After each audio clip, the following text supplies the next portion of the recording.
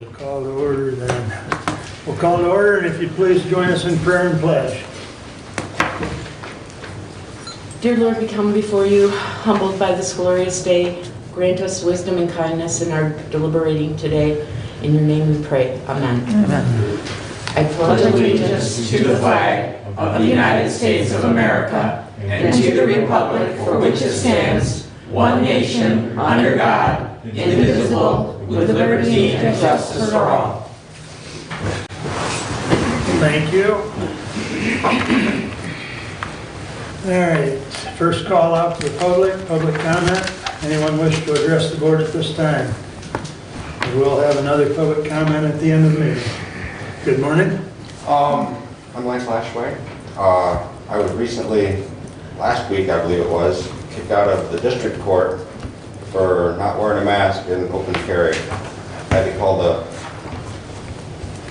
county sheriff to have them either escort me or do something, but they didn't want to do anything, so they sent me to the city police, who sent an officer out and escorted me into the building. The next week, I got kicked out of here for the same thing.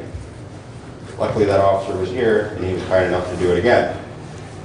From what I understand, that's highly not a good thing. I can sue and all that good stuff. I don't want to, but if it happens again, it's happened twice already. Normally, Lance, we don't address during public comment, Okay. but in this situation, I was unaware of the one here at this building, and that should not have happened. I'll look into that. As far as the district court goes, the chief judge, she made that determination, and really that's not, the courts are kind of outside of our preview to a certain extent. Right, I wasn't going into court. I was going into use the public informational stuff. So Yeah, but you said you were entering district court, right? the building itself. Right, I I wasn't understand. going into the room. Right, From what I understand, they only have charge of the room, not the building, the public building. yeah, and you are correct. Currently, the no firearms is for the courtroom itself. Correct. So, and the judge and I have spoke, so that's the best I can tell you at this point, but I will look into why you were not allowed in this building, because that's, Mr. Chairman, yes, he called me when he had trouble over here. And it was the guy that was admitting people. And I told the guy over the phone, letting him that there was no restrictions, that he could bring weapons in, which the guy let him do that. Yep. Then Ruth and I went over to Judge Lisney's office for budget negotiations. And when I went in there, the guy that was there, he had a ponytail. Yeah, he had a ponytail, and he was sitting there, and I told him who I was when I was checking in and all that good stuff. And I told him, I said, you know, there's no restrictions and so on and so forth. And he apologized. He said, oh, I'm sorry. And he said, it won't happen again, et cetera, et cetera. So you might want to talk to the big cheese in charge of all these guys, but that guy's okay now. He's fine. So. that's a good point. I'll reach out to Dennis Hoffman, who is part of that security, but I appreciate you bringing that to our attention, Lance. Did you have anything else you wanted to? Nope, that was it. Just wanted to Okay. make you aware of what's going on, and if it happened again, I'm gonna have no other option but to get Well, lawyers. please feel free to call me if it happens again, because it should not happen again. Okay. So, all right, thank you. Anyone else, public comment at this time? Okay, there is another public comment at the end of the meeting. We will continue. Consent agenda. Entertain a motion to approve. I second that. Any comments on, or any additions or corrections to the consent agenda, I should say? Hearing none, all those in favor signify by saying aye. Aye. Opposed? Consent agenda is approved. Correspondence is listed. Any comments on correspondence? Well, that thing from Bay City, Mr. Chairman, where is that in here? Go to the end? I believe it was. Yeah, they went on and on and on. I'm not quite sure what they wanted. Well, I know one, there's too many whereases.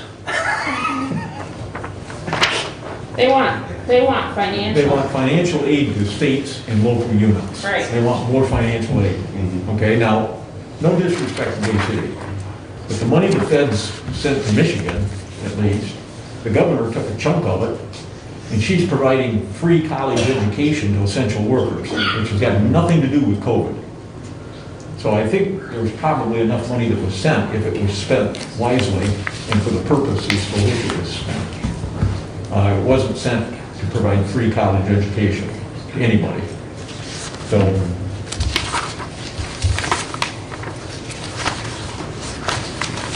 Well, and as we've talked before, with the multiple things that we've applied for, there's funding out there. You just have to be on top of applying for it. Maybe they missed one, so now they want to.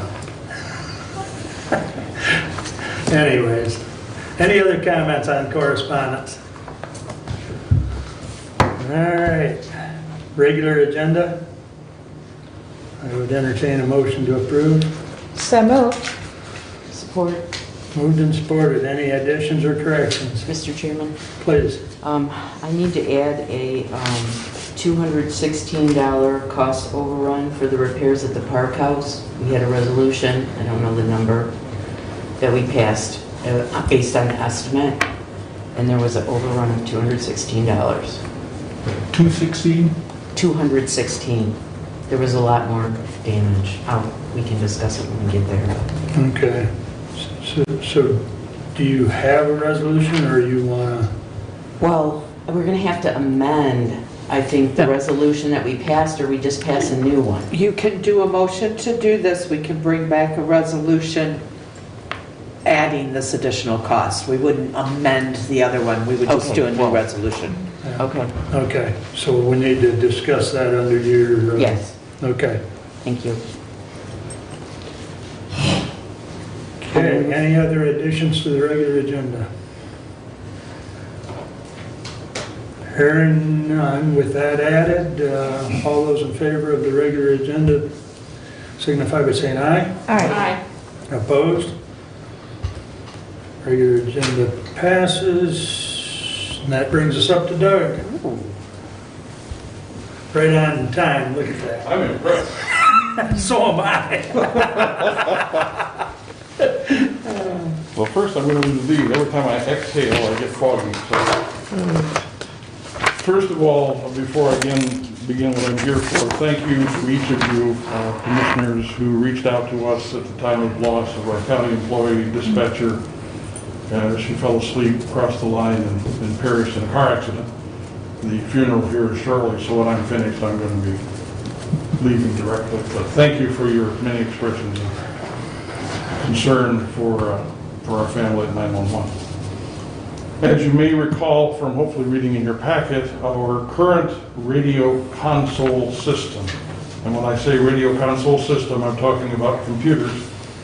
They point and click on an icon that activates the radio channel they're talking on and communicate with first responders. So that system is end of life, December 31st. It won't magically break down on that date and time. What it means, if it does break down, we're going to be having a little bit of difficulty, maybe a lot of difficulty getting replacement parts.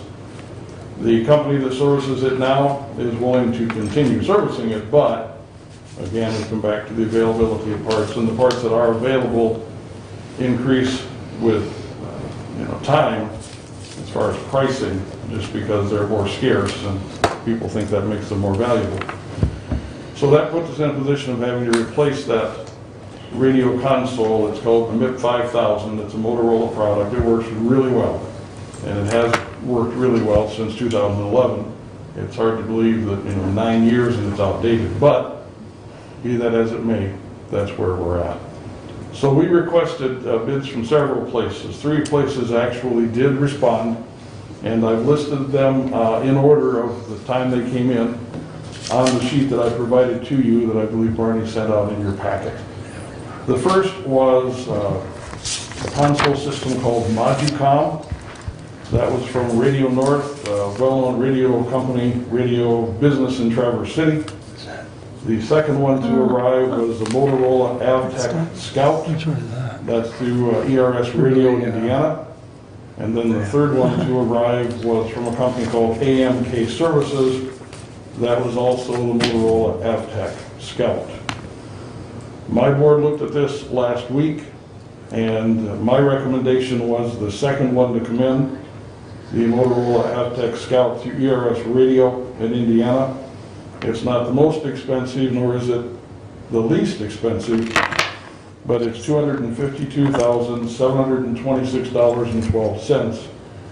The less expensive option theoretically is the same product, but it came in at $165,000, $66,000. They did a last-minute quote. I got it late Thursday afternoon before our board meeting. Didn't really have any time to follow up with them and ask any questions. We don't have a relationship with that company at all. We've talked to them off and on for years.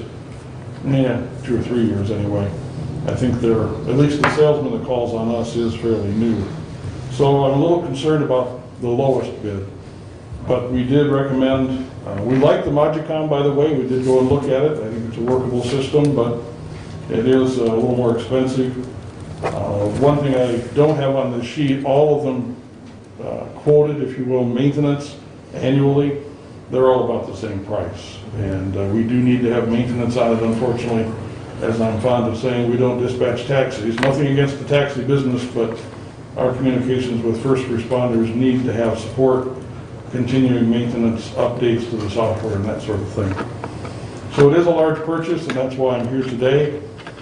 For the smaller things, we usually just go ahead, but this is a fairly significant one. First question, of course, my board asked me, well, what about the budget? Can we do this? And I went into a little more detail with them because I also asked them to approve our budget for next year at the same meeting. But yes, we can. We'll be paying approximately 50% of this before the end of the year. And then we anticipate installation January, February, so we'll be paying the other half, if you will, soon after the first of the year. So I'll stop talking and see if you have any questions. Questions? Mr. Chair, I do have. Really quick, Doug, thank you for that presentation. Really appreciate getting all the ducks in a row, as I would say. In regards to the lowest bid, did you have a number offhand? For the lowest bid that you talked about, did you have the numbers of the lowest bid, the quote? Demo, Yes, this is in your packet. I didn't receive it. It was in the, Did you say the lowest bid that did you see that there was a problem within the make of it, or what was that? Could you just tell us a little about that? AMK Services, their bid came in at $166,000. It's the third one listed on your sheet. Yes. The bottom one. Yes. We don't know the company. We have no relationship with them. Okay. Without getting too far into it, the contact we've had with them has not impressed us that they really know radios. Well, and also with the fact that they came in on the 11th hour with the bid. Oh. If it was $5,000 less than the others, I'd be looking at it maybe more seriously and we'd get to know a new radio vendor, but that major difference, $80,000, $85,000, when they're quoting the exact same product, something's missing somewhere. I appreciate that. I will also add, we're getting the radio console, this is true, but each of these quotes also include 2 additional 800 megahertz radios. And the reason for that, as you know, Jackson County, maybe you don't know, Jackson County and Lenawee County have switched to the 800 megahertz radio system. Jackson County, Lenawee County, and Hillsdale County back each other up.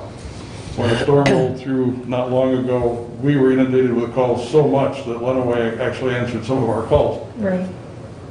To be able to talk to each other, especially if our phones go down, which doesn't happen often, but we like backups for backups. I'm kind of funny that way. If they get a call for us, or if we get a call for them, these 2 additional 800 megahertz radios will be set up so we can cross-communicate with the other counties, and they in turn can call us. But those are included in the price. That could be roughly $20,000 of each of these prices.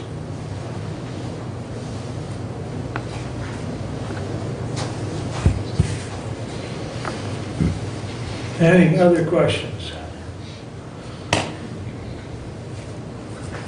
I would like to thank Pat Knight, a member of our board. He's here in support. Thank you, sir. In case you have any questions on the board side. So your board has approved, if I understood you correctly, Doug, to proceed with the middle quote, which is 252. Correct. At their meeting Wednesday last week, they unanimously, after a certain amount of discussion, which needed to happen, they unanimously approved that middle quote. Yes. Well, I think it'd be appropriate if I'll move to accept the latest presented by the 911 committee. moved and supported. Any further discussion? All those in favor signify by saying aye. Aye. Opposed? You're good to go. Thank you very much, all of you. Thank you. Thank you, Any Doug. questions? Reach Very out to good me. information. Thanks. Thank you. Thanks, Doug. Thanks, Pat. Thank you. All right, moving right along. Ken, you have the floor. A little ahead of schedule, but that's okay, isn't it? I got a 10-hour ride home, so that's all right. Hand it out to the board, the staff, is there anybody else, and give some of the public if they want, that's all right? Yeah, anyone in the public like one?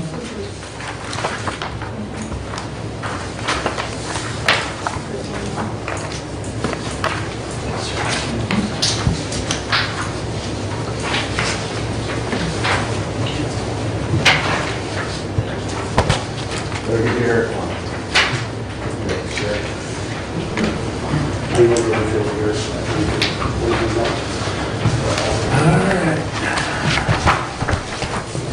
Tim, do you want to? No. All right. Actually, I gave mine away too. You have the others here?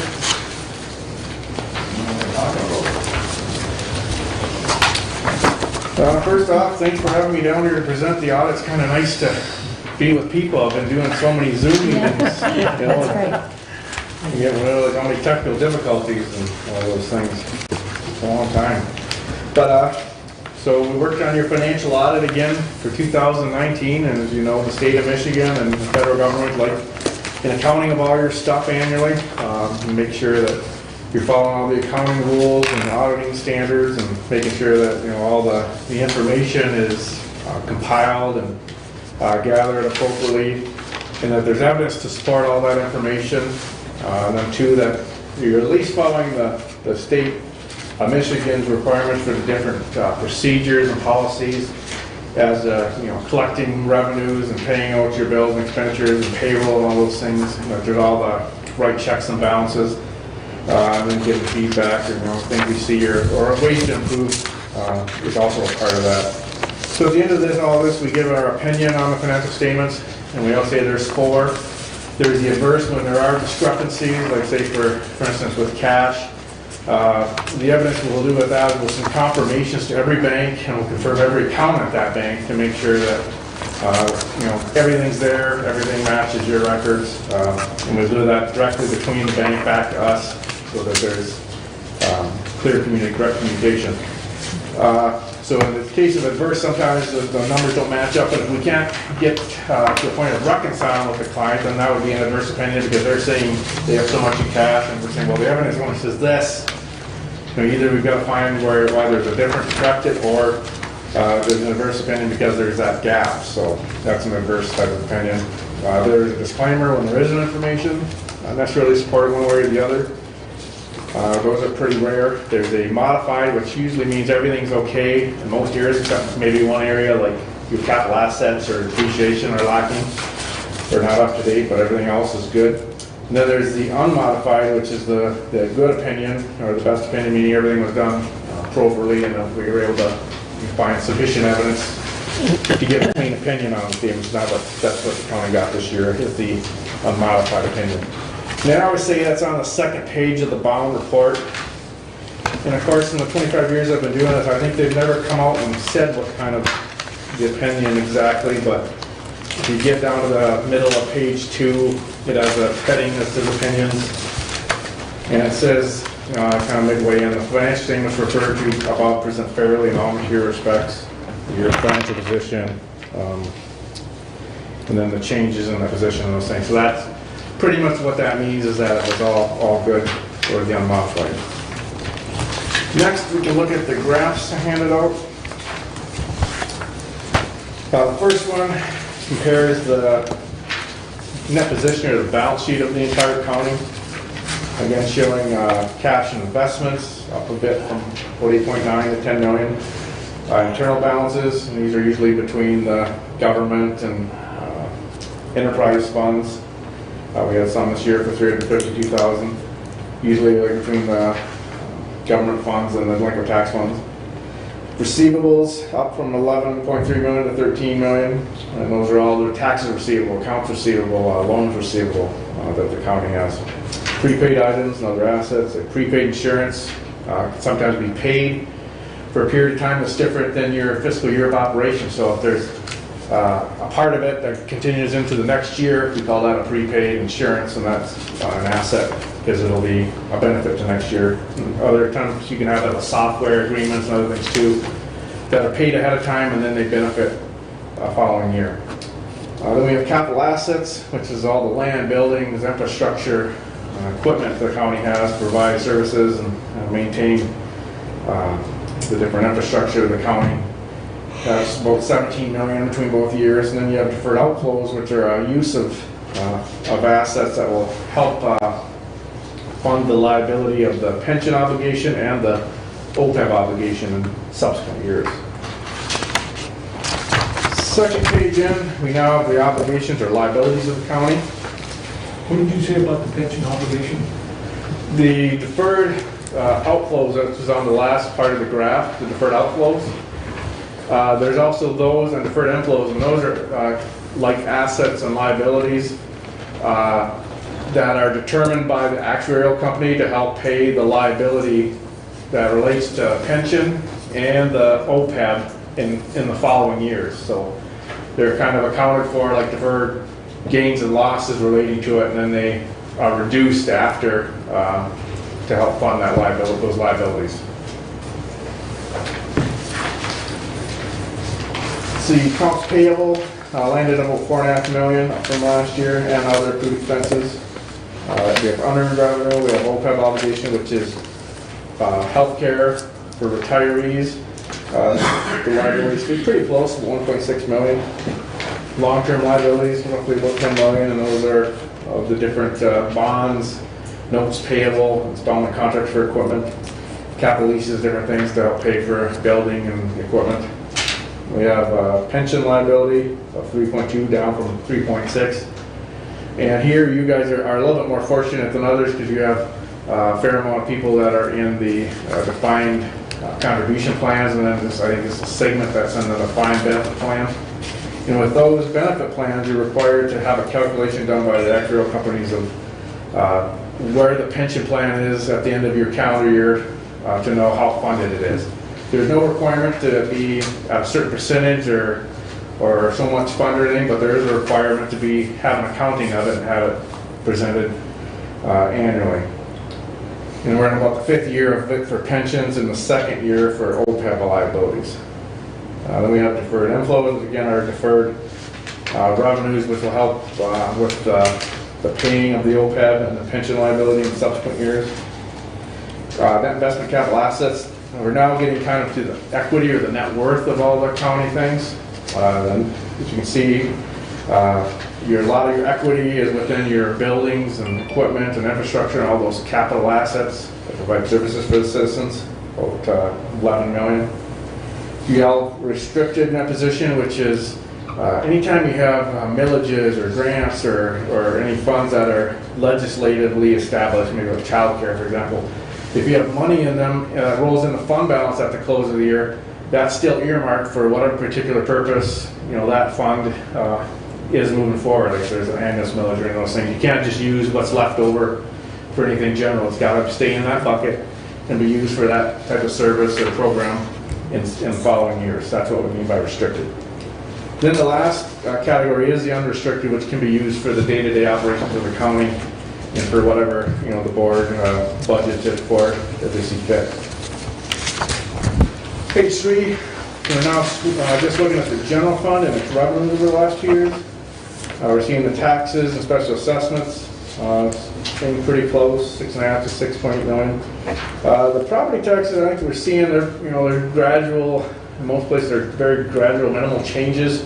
The one thing that has been kind of swinging a lot more is the local stabilization money the state has that replaced personal property taxes. It's kind of been a little bit harder to gauge each year how that will play out and be budgeted for. Some years it's higher and lower based on their calculation of how they feel that needs to be distributed, which I think is probably what the slight increase at all on the taxes is because of that stabilization money.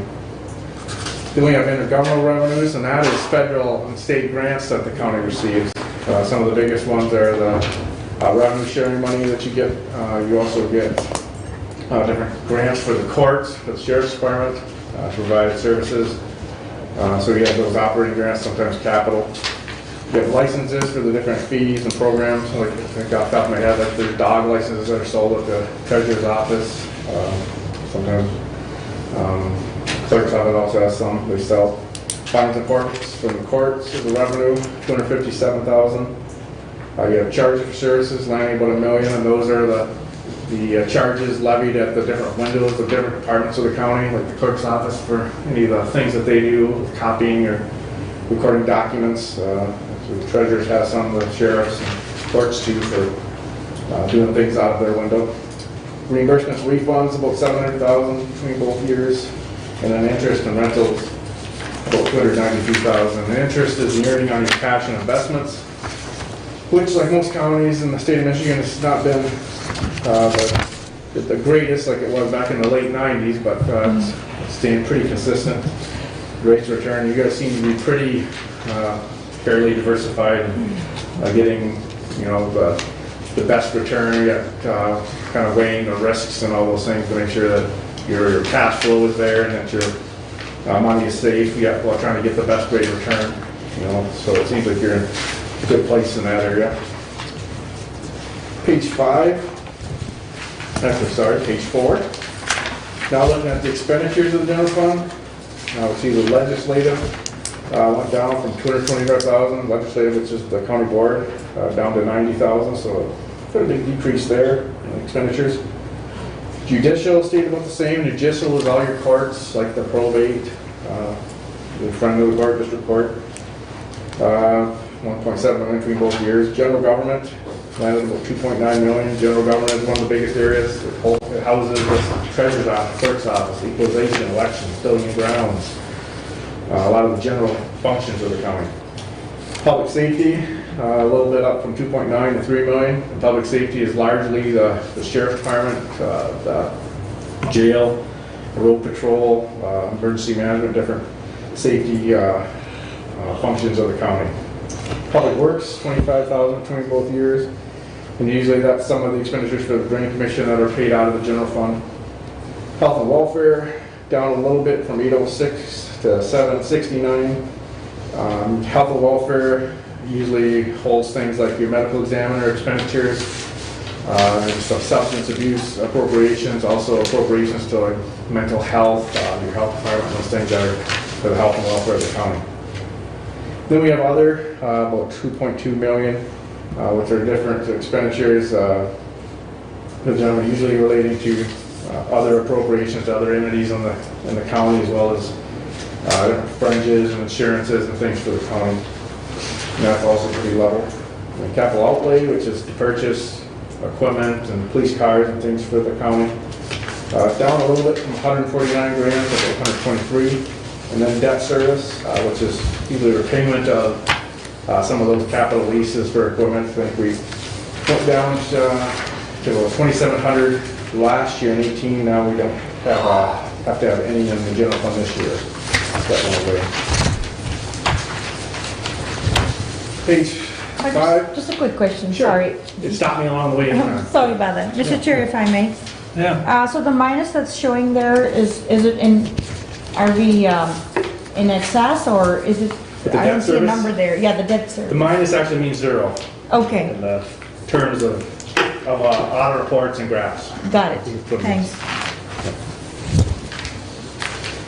So page 5, we now look at all the government funds, so not only the general fund, but the special and the debt service and capital project funds. And it shows the tax revenues were a bit better, from 8.7 to 9.8 in 2019. I think we must have had some additional new levies, I think, this is 2018, because pretty sure the values didn't change that much. Then intergovernmental revenues were pretty level. Licenses, pretty comparable. Contributions from other governments, 157,000. The fines and forfeits, pretty even. Charges for services, about 2.2 million between both years. Reimbursements and refunds, pretty level.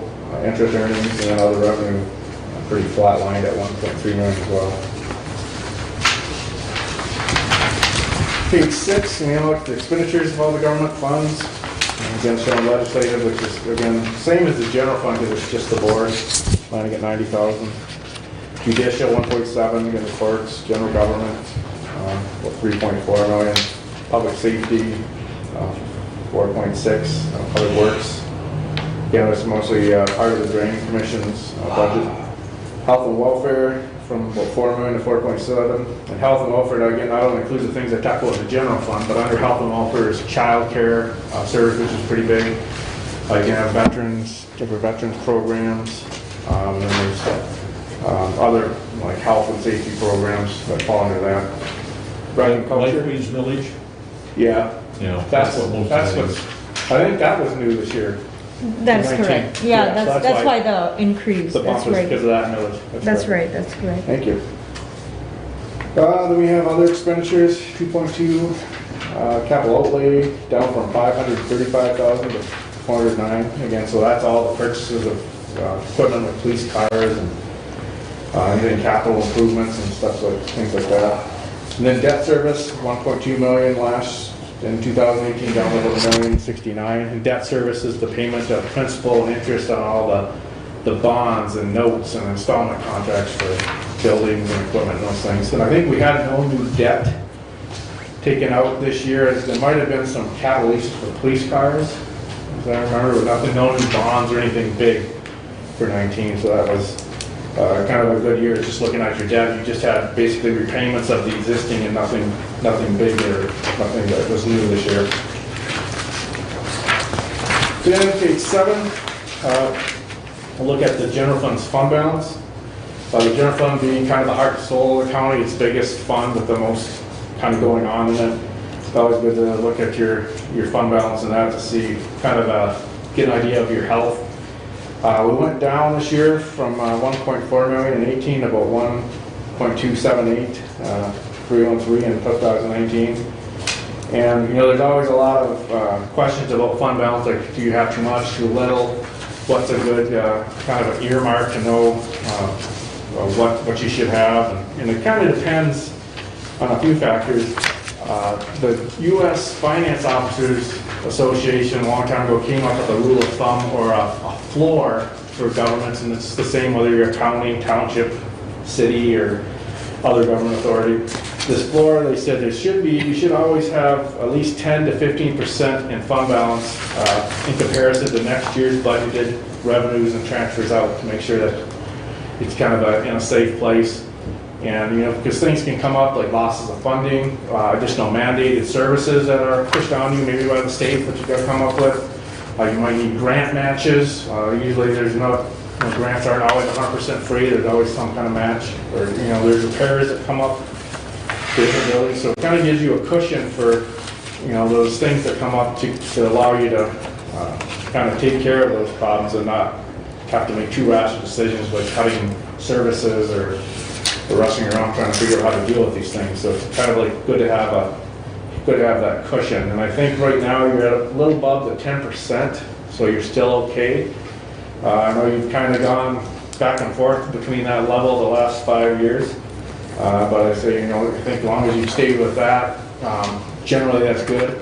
The other thing to take into consideration is kind of your plans. Usually every 5 years, organizations will do what they call like their capital needs plan. They're kind of looking at buildings. Do we need to fix a roof? Do we need to redo the heating or energy projects or things? So you're kind of working with that. You'll know, sometimes you'll save up a little bit more and have your general fund running higher to be able to save up money to pay for things that are on the horizon, and that's fine. Two, maybe there's a reason to save up more fund balance because you've got long-term liabilities like the pension obligations, like the OPEB liabilities, like sick and vacation payouts to make sure that you're saving a little bit more to be able to cover these things as they come up. So that's all a part of it. It's all part of should be part of your plan too. So any questions on graphs so far or any thoughts? Bruce, you gotta have something. Mr. Chairman, Go ahead. not a question, we're just on page 7. Our fund balance is 1.3 million. The average fund balance for counties in the state of Michigan is 3 times that, 31%. We're a little bit over 10%. That's right. So if we were just the average, at the average, we'd have 3.6 million, 3.9 million set aside. Then you have a cushion to play with. Then you can take care of things like our pension and so on and so forth. So just food for thought. Although we're all leaving.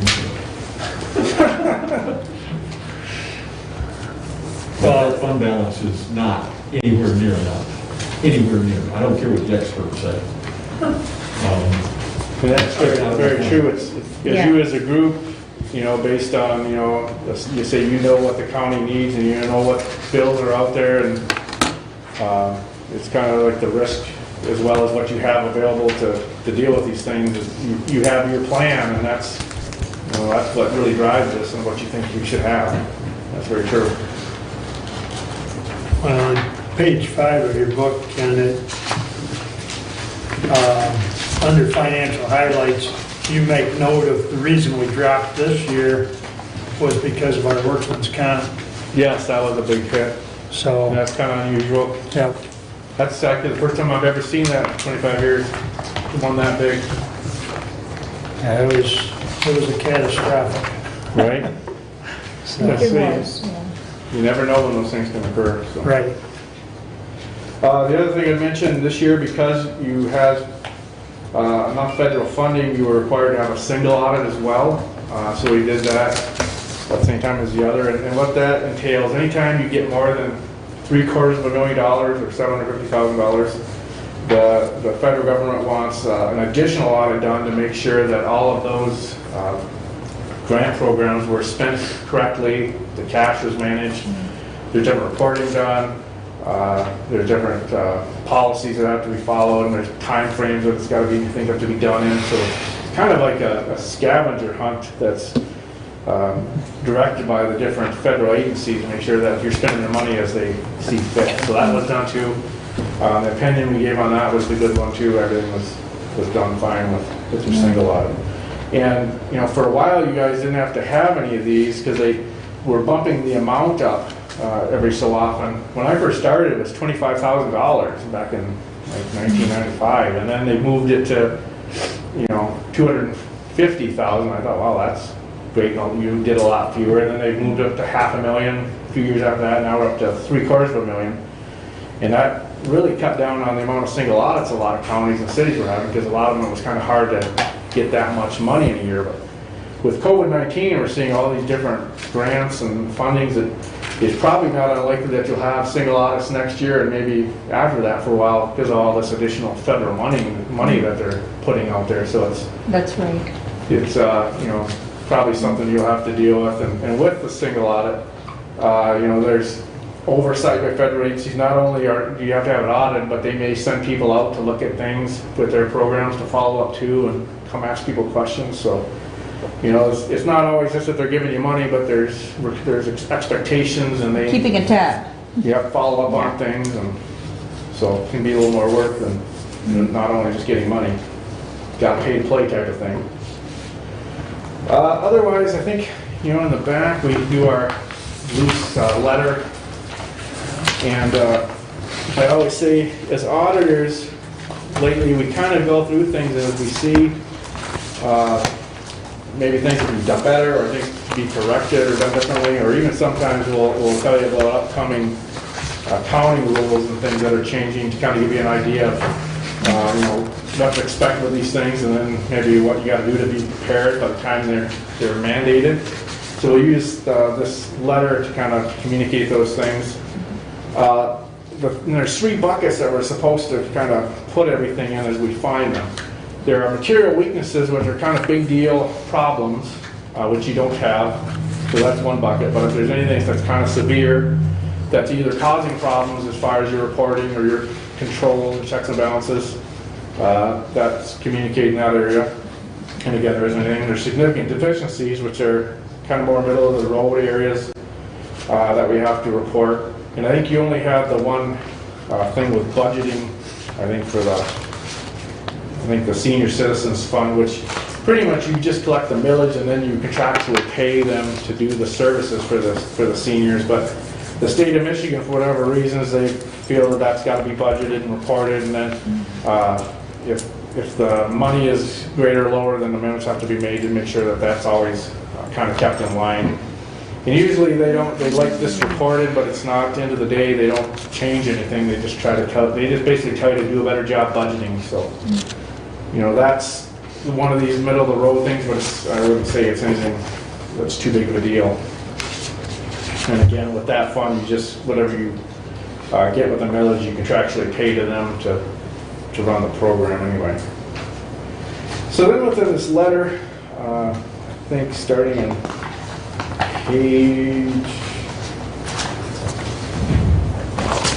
page 4, we get to our comments and recommendations.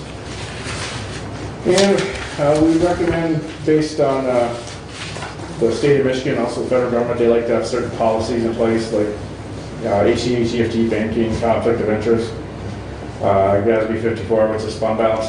Glad to say this year all those are finally totally in place. Everything's corrected, so 2019, that got done, and we're able to check this one off the list, so to speak. We also have the Uniform Chart of Accounts, which has been changing by the state of Michigan. I think the old one is really old, like 20-some years. And they finally decided last year on a version of the new chart, and I think it's required for fiscal of 21 finally, to start using that and update your account numbers and making sure you're in line with those. So that's on the to-do list, and we'll work towards that. Credit cards, when we were testing, was one of the things to be aware of and to double check with these cards. Sometimes they'll kind of based on your use of it, you can get credit line increases and say that's really up to the board to authorize that if those happen, or if you guys don't want them, or you feel like what you need, it's need to be kind of addressed to make sure that it's really the management or the board that directs those things. Otherwise, the use of credit cards, we can notice anything. We tested, those, making sure there's support that follows up behind the statements for what the charges were, like make sure there's receipts, approval, and that was all good. Travel policy, that was corrected. We're doing our tests of different controls, make sure there's a travel policy. And that's also a big deal with the federal government. They're really looking at those too to make sure that you have one, and make sure that it's got all the required elements for travel, and that there's all the checks and balances in that area, and that's corrected too. Inactive funds, I think we still might have a few of those lingering around.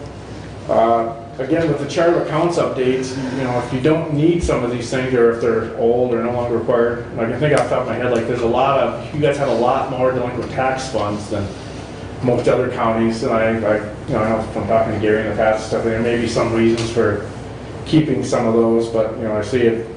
Anytime you can kind of get things more concise and cleaned up, it's a good idea, just because otherwise with this chart of accounts changes and accounting, it's a lot more work to kind of have to do to still have all these things. It's better to streamline. Trust and agency funds, we still are noting that there's some things that enter there. There are maybe some stale balances. Sometimes errors can occur, like there's monies that are received into a line, and then when it gets paid out, it might get misposted to a different line, so you can have some things not lined up and kind of get out of joint, so to speak. So recommending, taking a look at that, the 7-1 fund, make sure everything's reconciled and in the right places. And it's hard, some of these things can happen over time, in different areas, and it may take a while to get everything back in the right line. Outstanding checks, that was corrected. I think now everything is pretty current. That's listed as an outstanding check. Things have been cheated more regularly, and everything's reissued, or so that's in a pretty good place. Intrusion testing, I think we've been recommending to everybody with the amount of business and things that is done online, and how expansive computer use is to any government, that you do intrusion scanning, different IT tests to make sure that your systems are as safe as possible. And it's not necessarily that it's got to be one thing done one time and then forget about it for a couple of years. It's probably an ongoing thing to make sure that your systems are tested and kept safe. Accounts payable, again, making sure that all the records are agreed to actual support. Sometimes with the payables, you have to make an estimate of what it is, and then maybe shore it up later as you get the actual bills. Make sure that follow up if that happens. Next is the kind of some of the GASB changes, which is accounting for leases. So we actually, fortunately, the GASB in March and then later in May decided to put off implementing all their GASBs. And they had one for pensions, or not for pensions, for leases, one for trust and agency funds, and then also one for debt. And they pushed those all out a year. But it's still something we're going to have to make sure that, like Derek and Stephanie, other people here that do the help with the accounting, are kind of getting the training they may need on those, whether they need to see some webinars or go to big trainings in Lansing or whatever, to make sure that they can determine it applies to the county, and then if they're ready to make any of these accounting changes. So that's kind of something that's got to be kind of put into the plan, and so we're ready for these things when they happen. 1099 testing, Michigan compliance. We do testing on that to make sure all the people that aren't corporations that you deal with that provide services are getting their 1099s, and I think we found one that out of a few we tested that wasn't issued, or that was corrected. But again, to make sure that there's a process in place to identify everybody should get one and make sure they're getting it. And tax revenues, and this kind of goes with the trust and agency. Historically, the county has kind of held the tax money in the trust and agency fund for quite a long period of time before distributing to the places it goes, like the general fund, maybe with the ambulance service and the council on aging. And the state and the federal authorities predominantly, they like, as soon as that money's collected and it's budgeted for, that it get moved to where it's going sooner. They really don't. It's okay for governments to kind of hold it there temporarily, because the winter levies, you start levying December 1st, but really based on county policy and practicality, you use that money not till January 1st of the next year, because that's when you get most of it. That's when you have it really to work with. So it's okay for maybe that month of December, the government hold it there and then wait till the next budget year and then move everything and start using it. So, but I think it's been a little bit longer than that, and we're just recommending to move those things over faster in the future. And also with the GASB, with trust agencies, it's really pushing for that to happen too. So there's a couple reasons. Local stabilization payments, when we're looking at this year, we've kind of worked with the treasurer on shoring up to make sure that the spread of these is based on the state's formula and where to find that. Initially when this thing happened, and this relates to the replacement of personal property taxes that goes back a few years ago, when this change happened, there wasn't a lot of guidance on how this would work and how your idea of how that loss in revenue would be replaced and different things, and how to even record it in the ledger. There wasn't necessarily even an account number to put it in until a few years ago. So I think now we've got things shored up as to where to look on the state site to get an idea of where everything is and how it ought to be split between the different taxing recipients and stuff. So that's, I think, at least corrected moving forward. And I think I told the treasurer, there's a lot of governments were in the same boat because there just wasn't a lot of direction out there initially on how to handle this stuff. So I think that's greatly improved moving forward anyway. Then a lot of the remaining things are just about, just again, making sure all accruals, payable, receivables are booked, and then the other GASBs that are kind of on the horizon, and the state chart of accounts change, so more informational things. Any questions on any of our comments and findings? Or, I think on the one hand, a lot of things got fixed and checked off the list, and that was a good thing, and then, there's some additional things we found at least.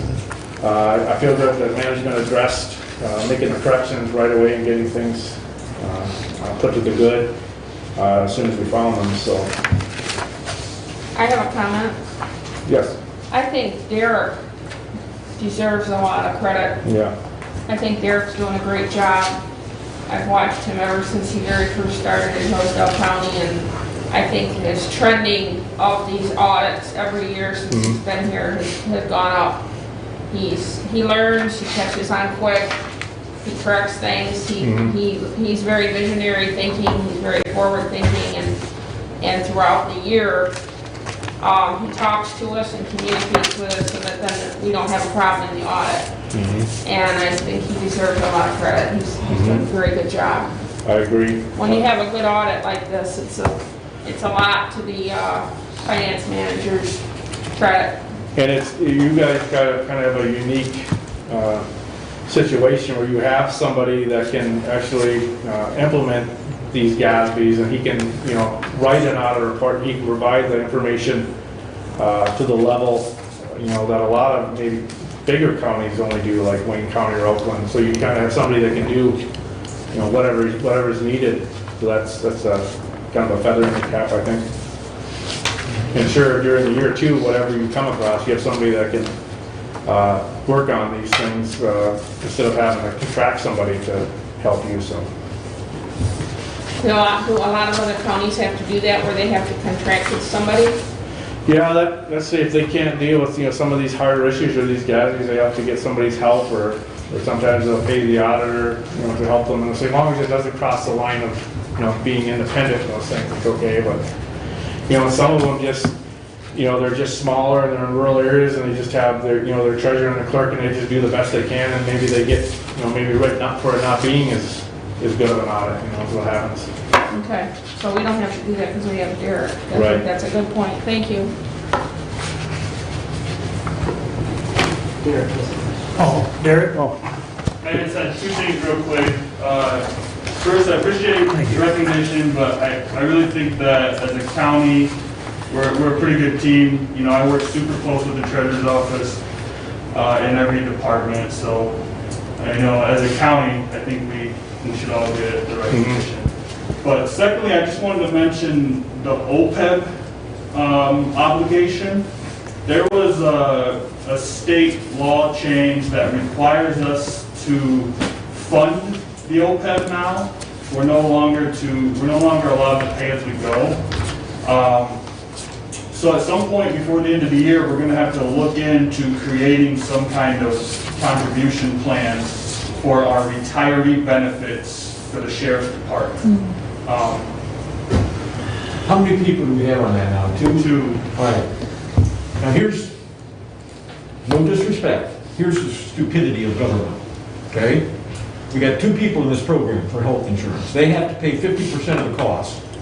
The government is telling us, if memory serves me right, that we have to assume that 60%, something like that, of the people who retire are going to take our health insurance.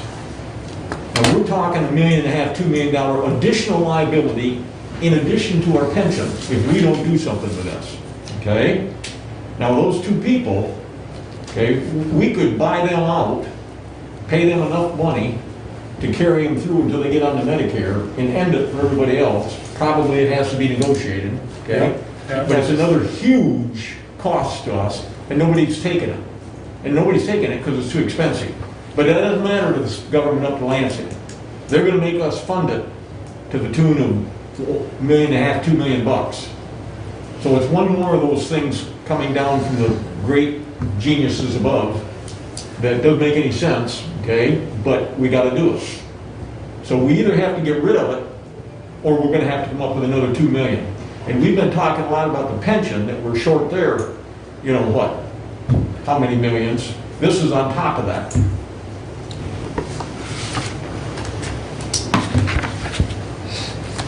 And as you said, Derek, we have to have this figured out by the end of the year, right? Well, technically, it's already in place, but for the sake of next audit, the next financial audit, you know, we should have something in place on what we're gonna do. Otherwise, we'll just get, I guess I don't know the repercussions, I'd have to do a little more research, but there's potential consequences, I guess, for not. Maybe we could ask MERS to get it figured out. They seem to be geniuses in all other ways. Do they do the actuary on the OPEB or just the, What's do that? they do the actuary on the OPEB, MERS, or? No, Lock and MERS Cross. doesn't even do pensions, let alone OPEB. I think the best thing to do is offer a buyout for those two, and Mark and I will take it into consideration for the negotiations. We'll have to I did work have out- one You client, know, in that regard, the medical care facility bought their people out. I know, yeah. yeah, And it worked out really well. And we could do the same thing. it did. I get, we don't want, the two people who are taking it shouldn't be left hung out to dry. No, But we can get out from under it for probably $20,000 instead of $2 million.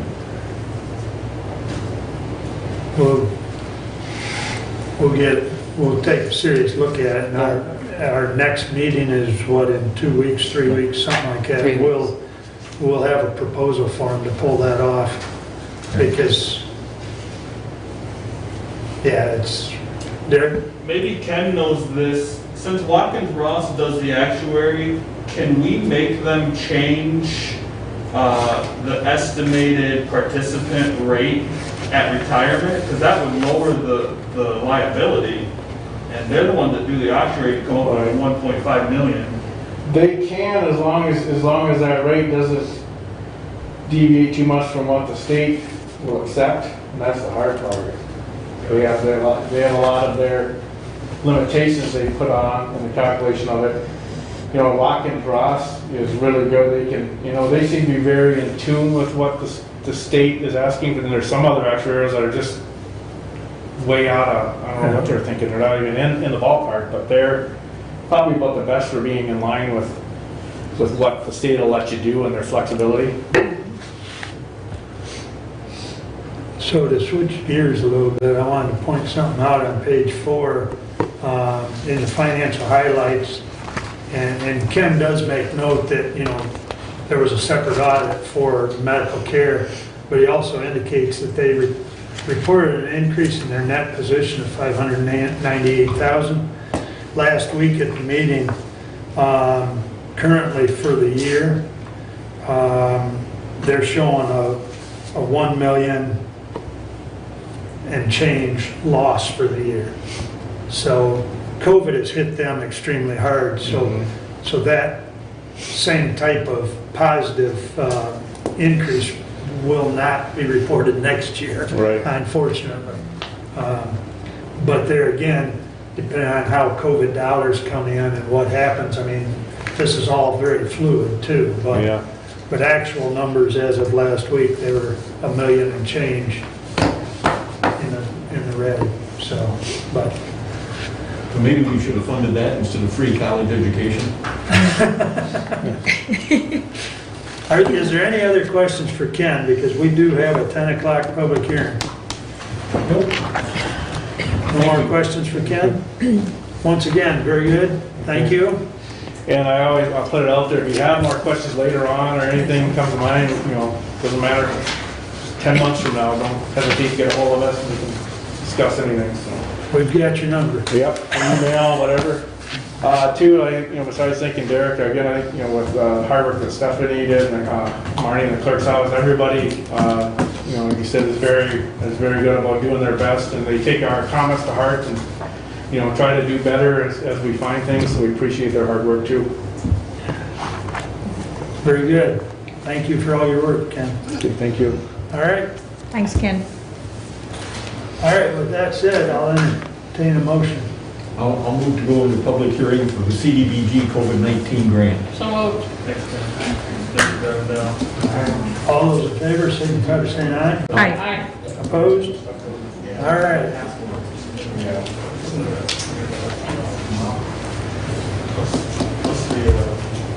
You want to kick this off with some sort of Basically, explanation? what this amounts to, Commissioners, is the CDBG money, which is one of the pots that we can access, was given to them by the federal government, and it's under the CDBG grants, almost always CDBG monies end up going to housing. And the federal government requires that you follow the same rules that you do when you get a normal CDBG grant, which is housing.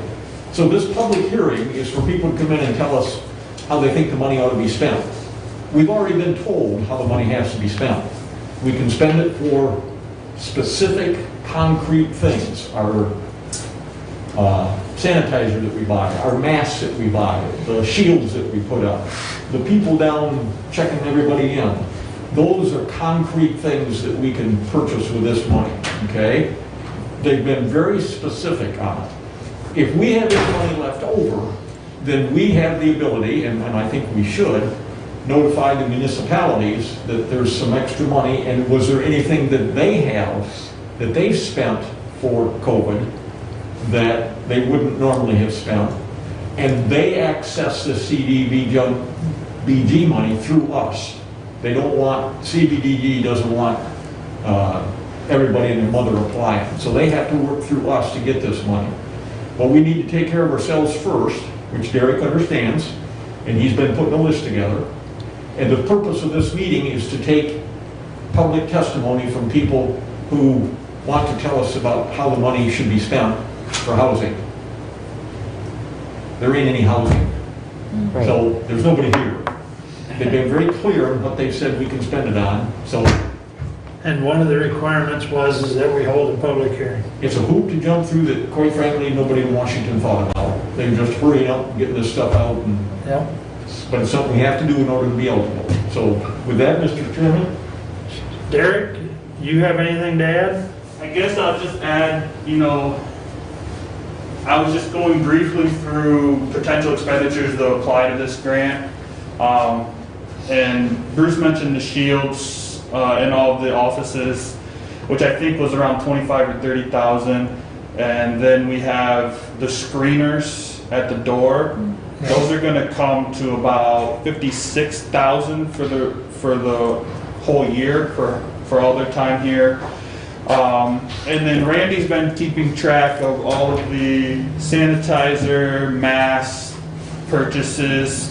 And so far to date, he spent right around 12,000, I would say, 12 or 15.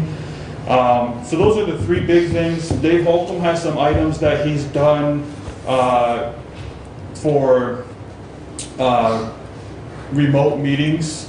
Some of that's a little bit trickier to get claimed under the rules of this grant, but we're trying to go through everything that he has to see what can qualify as well. So we'll have a substantial, we'll have probably 100,000 at least, I would say, of use of this money, and we're trying to find as much as we can to use for it. Okay, Julie? Did you take into consideration, like, also what's been spent by the Parks and Roads Commission? Would this apply to also what the Parks and the Road Commission has spent on well, these items? We can't do anything with the road commission. We take care of ourselves first. They would, I would assume, would be a municipality. Right. They could access whatever's left over. And Parks the same way? Parks would be the same way. Okay. And I believe the same holds true for medical care. I believe so, The yes. senior center? I don't know. Probably the parks. No. I don't know. Parks, we could look at doing something We could go through, with they our could go through current, us. right. Put the parks through us. Okay. So if they have you contacted anything, the sheriff's department, find out what they've done out there? the last time I talked to anyone out there, they really hadn't done Done anything? anything. So, All right. but that's been, probably a month. So Okay. I don't know what else happened in there. I probably need to talk to the new sheriff at some point, so. But if you could have someone at the parks contact me with anything that they've done, I can add that to the list. Do you have, Bruce was saying some of the stuff, but do you have a list of what qualifying? Yes. Okay, I can can send I you get something. that from you? Yep. Okay, thank you. And then I'll follow through on this. Yep. Thank you. But the road commission would have to be an after-the-fact thing where they would apply for leftover funds? They would apply like Jonesville, Hillsdale, those kind of. Right. Okay, But I've talked to all my townships, and I don't think townships have done much, but I've talked to them, Yeah. so. yeah, that's. Now, answer me this, what about libraries? Could libraries apply, like, I don't know. I'd have to do. why don't you check into that? Because I think some of the libraries put some of those shields up and that kind of stuff. And if they can get reimbursed for it, I mean, if we have the money and they can get reimbursed, they should. Because they operate on kind of a thin dime. Right. Anybody else? What about the packages that we brought for the, the WebEx and the virtual meetings? Will that also be considered under this? Some of it maybe, and that's kind of what Dave's looking into. Okay. But this grant specifically talks about service to the public. So Right. some of the things that we do just for the employees, they don't apply. Like, if we provide masks to our employees, this grant won't reimburse those. It reimburses the ones that we give out at the door, which is mostly what we do. I mean, most people wear their own mask, I think. But, so that's kind of the difference on what it'll do. So if someone to work from home, maybe not, but for the judge to teleconference with someone at the jail, then yes, you know what I'm saying? So it's all about the public service on what it'll pay for. So another thing with that, I just want to echo, and would the park house, any cost overrun for the park house, would that be considered as well under this because the money was specifically It's not towards? COVID. It's got to be in response to Okay. COVID as well. Yeah. Okay, Yeah. well, that's good enough. Okay. Stephanie, you got anything? I just know that the publication was published, Okay. so Okay. You've served the public role very well, Derek, I'm very proud of you. Appreciate that. I'll have some more documents for you to sign, for us to document this, that we did everything that we're supposed to do, and Hey, then I'll send it up today, so. you want me to stop down yet today? I have them with me, if you want to Okay. sign them now. Okay. I can get you after the meeting. I'll get you afterwards. So do I move to close the public hearing? Well, Brad, you got any comments? I'd echo what Bruce was saying, that our expenditures at the township level have just been non-existent. Really, the biggest thing we've had has been for elections, and that was covered by a separate fund. So we really have not, with our fire department or medical first responders, have had really zero expenditures. Okay, okay, thank you. Doug, anything? Okay, yes, we can close. Okay, I move to close the public hearing. I support that. All in favor, signify by saying aye. Aye. Opposed? We are back in regular meeting. We'll proceed with committee reports. And John Rada, you're up. All right, thank you, Mr. Chair, for that opportunity. And as you do see, you have a copy of the proposal that has been provided. And this simply just explains as to, what it is that we as County Planning Commission and what we've tried to suggest. No, if that made it in. Did it go through to everybody? My apologies. Oh, I sent it out again this morning. So. Well, I'll give you a moment to look if you found it. All right. So moving forward, as you know, what was passed on to you guys in your email, the MSC extension was requested for some assistance in just kind of ideas, reflections to the master planning process, because we're in that process right now.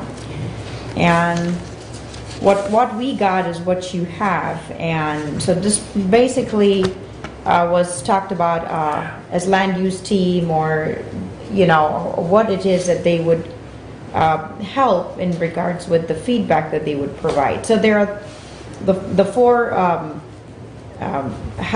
kinds of initiatives that they have taken, workshops or meetings, if you may look at it. So we did look at it yesterday. We met at one yesterday at the County Planning Commission. So we've decided over looking at the proposal that we still have to have a draft of what we can compile within our framework, because we're looking at everything, all the details in regards with just the process of the master plan. So what the board decided yesterday was to proceed with a public hearing at some point that has to be scheduled. We don't have the date offhand yet, so we can have some input from the public also as to what do they want to see us in, whether rural, agriculture, and moving forward with that. So that criticality, we've also issued to every township, if you recall, to bring in their adoption of any ordinances, whether it's, master plan, zoning, everything. But we critically wanted to also have our public come in and kind of let us know what is it that they want to see it in. So moving forward with that, at this point, if you look at the proposal, we decided to, whenever all of that is done, all the inputs have been put, and the master plan draft is all ready to go, which we're looking at in a couple of months, that we would have the MSU extension to go through, just give us a verbal feedback or written feedback, and for that it's complimentary. If you look at the proposal that they've given us, there are a couple of other activities or engagements that we could have them look at it, but we haven't reached that stage yet. We want to be able to, as County Planning Commission Board, we want to be able to see what suits the best purpose for the public. Economically, we want to also be sound. We do have a rough budget within our County Planning Commission, less than $1,000. That includes the ad and some other work that we could utilize, but we've decided as a board to move forward to just have them at least look at it, which is just a verbal feedback, a complimentary package, so nothing really today to bring on the table that we want to go with a specific project that would have a 12-hour worth of project, or what we're going to move forward. As you do see in the proposal, there are 2-3 other plans as well. So with that, this is the route we've taken to get our board a little bit more, do a legwork, have our public give us input of what do they want to see. We want to be able to also keep up the fact that we want to see what legislation requires. And since these master plans are reviewed every 5 years, so with that, we just want to go with that proposal for now, wherein that is the route the board has chosen. I think it's economical for now, and if need be, in a couple of months after the hearing, after the public giving us input, township giving us input, all of that, we're ready with the master plan draft to show that MSU can give us a verbal or written feedback, which is at no cost, which is the very last one. And if we do need further more ideas or any more consultancy for public engagement or any of that in regards with the master plan, we will look into what package would suit us. So that's the route we've gone in. And I thought I'll call you yesterday. I called you yesterday letting you know that this is the route we're going to go. But Harmony from MSU, she detailed down the breakdown and the costs as you see. That is her services which she would assist with, and those are the costs in completion of the whole thing. So right now, I'm not going to request the board to authorize us with any other need or procedure that we need to go forward, because we still need to do a lot of legwork until we get that done, have that input, and then we'll move forward with having them just give us a verbal feedback, which is at no cost. So that is what it is that I'm bringing to the board. I don't know if there's any question at the moment from any of this on the board for me. I don't see any reason to even have that third one. The third one? The 1,600 to 2,700 bucks. If you look at the second one, they're gonna serve in the monthly steering committee for 1 year. That's right. 800 bucks. Then you go to the third one that says, we're gonna co-facilitate with you at monthly committee meetings and public events. We don't need them there. Yes. And it's the same thing as number 2, isn't it? Pretty much. Absolutely, actually, you know, I and mean, you'd be, I think number 2, if we considered any of them, would be the Yeah. one we would consider. That's the one that was really budgeted for. Okay. So- All right. Good enough.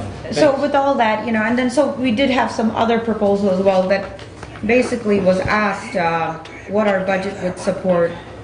So there were projects that would cost that they were giving, and another email that recently we got was $10,000 and $20,000. We're nowhere close to any of that. And I don't foresee us making those drastic changes. So the board has been thinking about the fact that we'd like to get additional input and feedback from our public, from our taxpayers, from our townships, and move forward. So yes, as you see, the proposal is as is, and of course, they've given us variables. We don't have to take any of those, but at the moment, we will go with just for them to have a verbal feedback if we have any. So that's what I have to say today.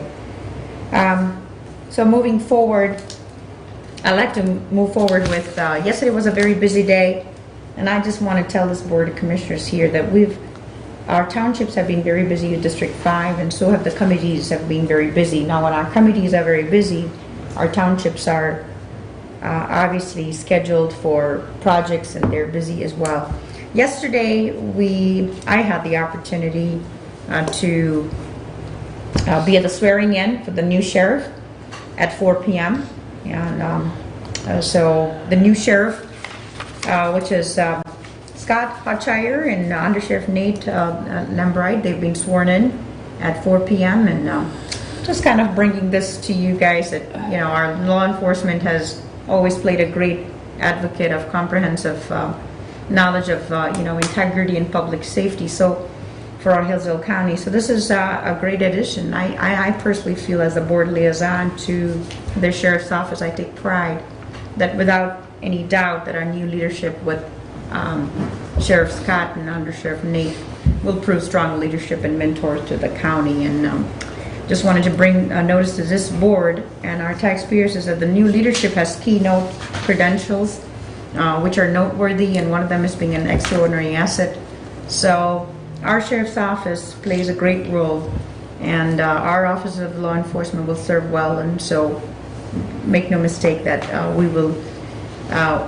it will be a pride moment working as a team, and I look forward as a board liaison to seeing that accomplished. So I'd like to salute the new administration within the law enforcement of Sheriff's Office that we have received. Moving forward, if you have received, Mr. Chair was kind enough to send in the activity report.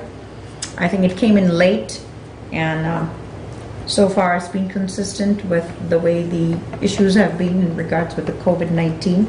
So the activity reports are as attached and sent to each of you. And if there are any questions, I'd like to answer on the activity reports that Lieutenant Jason Stuyvesant sent. If not, moving forward, I'm glad that Doug was here. Moving forward, the 911 Central Dispatch, we had the radio consoles been discussed. So I was at that last meeting for the ETSB a few days back. And so we're hoping that the plan that we all got to see with the radio consoles, with the Motorola, that they would make a solid decision and obviously bring it back and discuss that, or if you have any questions, I'd be happy to answer with that. So that was the presentation that Doug brought in regards to the radio consoles. The next thing with the county 911 Central Dispatch, as Doug mentioned, we lost a very critical dispatcher. She had joined us last year in the month of May, so it's a big loss for our county, or a big loss for the family of the 911 Central Dispatch. I take it very seriously as well, because I consider myself as a family of the team with the ETSB. So we will be, there's a funeral today. I did go yesterday to Christy Ash's visitation, met with her family. And on behalf of this board and District 5, I've sent in prayers and condolences. Moving forward with the medical examiner, investigator, we've been very busy, as you do know. We've completely transitioned to the Jackson County, although we have one coordinator, who's Sarah Palmani, and she coordinates all 3 of the counties, Lenawee, Hillsdale, and Jackson. And so far, if you see the invoices attached, if you have any questions in regards with that.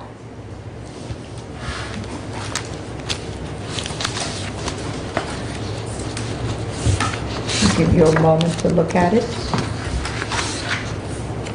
If there are no further questions in regards with the medical examiner investigator, I do want to reflect this to the Board of Commissioners and our taxpayers that we've had an uptick of suicide cases. We've had an uptick on drug abuse and death related due to fentanyl, cocaine, and methamphetamine, or a combination of the two.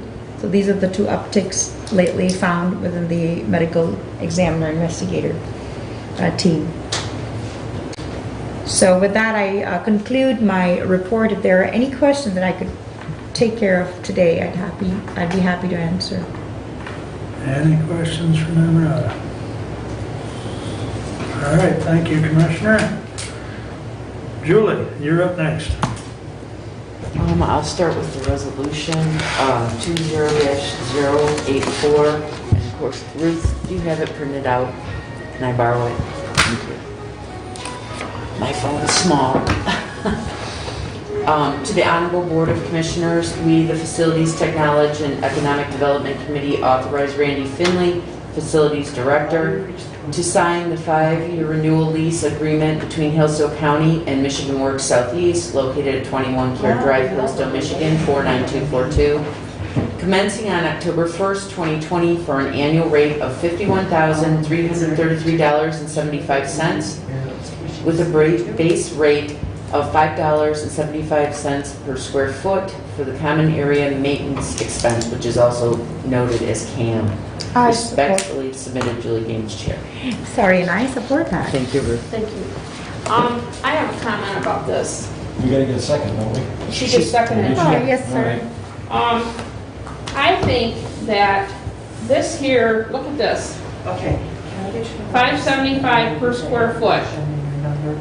That's too low. No, that's not for the lease, Ruth. That's for the common area. That's for maintenance expenses in the common area. I know, but I still think it's too low. Well, look, I was gonna ask this question. How much did this get raised? I'm not sure Okay. on that. But I will tell you that, just so you know, that Michigan Works Southeast contacted me, and then I directed them to people other than myself, because I'm a local realtor, about finding other buildings, what the average square foot was for commercial property, et cetera, et cetera. So that was all done, researched by them. And they negotiated this with Randy. There were increases, but I don't know how much What is the per average se. square foot price for rental? About 10, No, it's closer to 8, 7, between 7 to 8 8. or 9. 7 to 8? But that's not what that is. Right, That's I not the understand. square, okay. The 51,000. I understand. The 51,000 is $5.75 a square foot.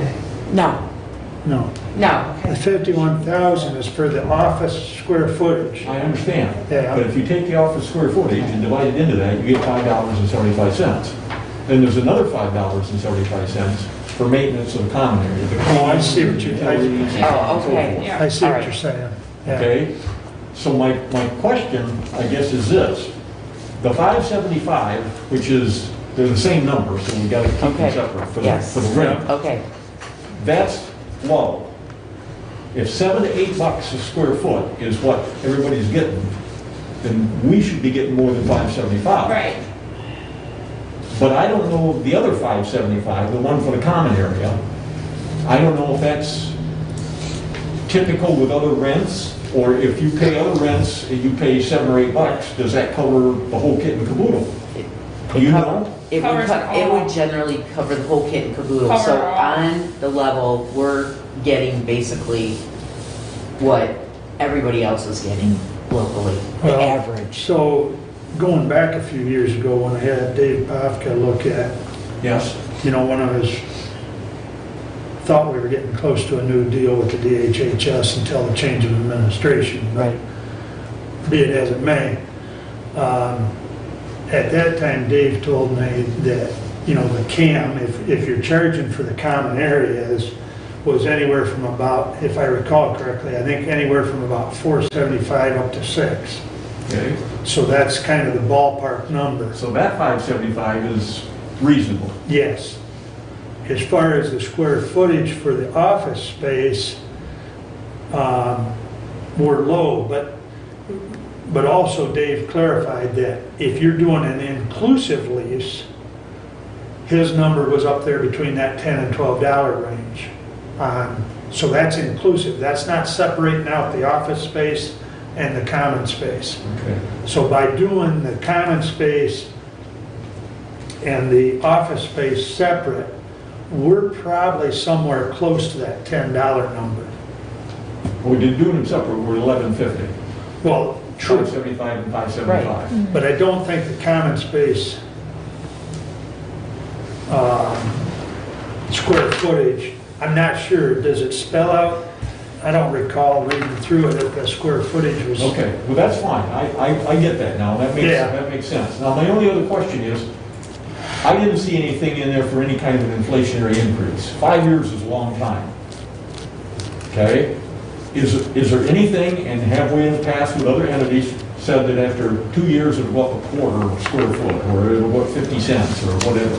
No. On 5-year leases, historically, the ones we've done since I've been here, they're pretty much a flat rate. Yeah. The ones that go out longer than 5, which we've done a couple 10-year, there is some incremental increases, you know, between that 5 and 10-year range. Okay, so Derek, this 51,333 that we're getting, when that comes to us, does that just kind of flop into the general fund and become part of our revenue? So there's two pieces to it. Yes, it all goes into the general fund as revenue, but the CAM part, The CAM part, I'm not talking about. I'm talking about. yeah, it all just goes into the general fund. Okay, so my question in that regard is this. Shouldn't we be taking some of that money, the 51,333, Yeah. and putting it into a special fund, okay, for maintenance out there, major maintenance items, heating, venting, roofs, et cetera, et cetera? I mean, if we're taking it, and we're spending it all the time, then there's nothing left to fix the building up, and we're responsible for fixing up the building. Yep. Now, we took care of the health department building, because they agreed to put 2,000 into a pot every time. But this money, shouldn't we be setting some of it aside? I would agree. You could propose it in the budget. I'm not opposed to it. Well, I wanted to bring it up, Yeah. since we were up and discussing and everything, I wanted to bring it up at this time, because if we don't, I mean, we spend it, and then we'll have, when something happens, we'll have a great big bill we gotta pay. We won't, we'll be gone, but somebody's gonna have to pay, and nothing set aside. Well,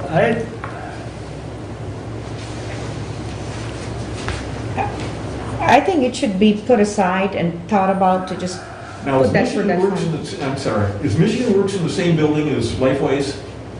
Down Yeah. the basement? I think so, Yes. same, yes, Yes. same It's the same building. building? Yes. Yes. Okay.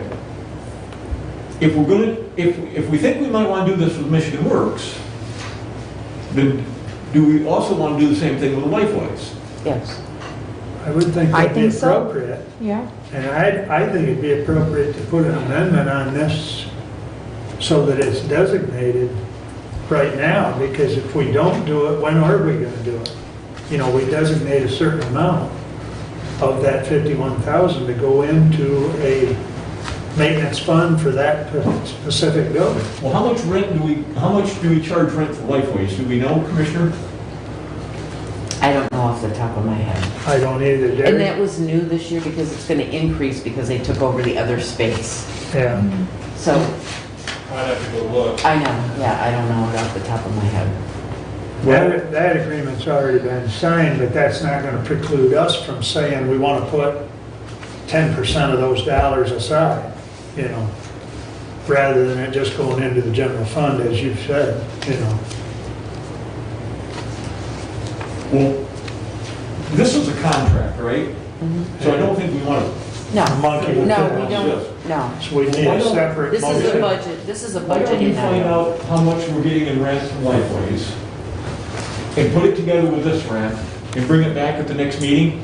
That And would then be look and fine. see, and if we got, I don't know, if we got $120,000 Yeah. and we make the decision as how much of that we're going to put into the capital improvements fund for that building. That's right. Okay. Sounds Does that good. sound all right? Yeah, sounds good, yeah. Yeah. I agree. Okay, all right, thank you. Are there any other questions? Can I get who supported that, please? Yeah, we So do. moved. Thank you. Yeah. Yes, are there any more questions on resolution 20-084? Just one thing, so, Mr. Chair, so then we're gonna have a separate resolution that will come next... Next meeting. Next meeting, We'll okay, have a separate got it, proposal, okay. yeah.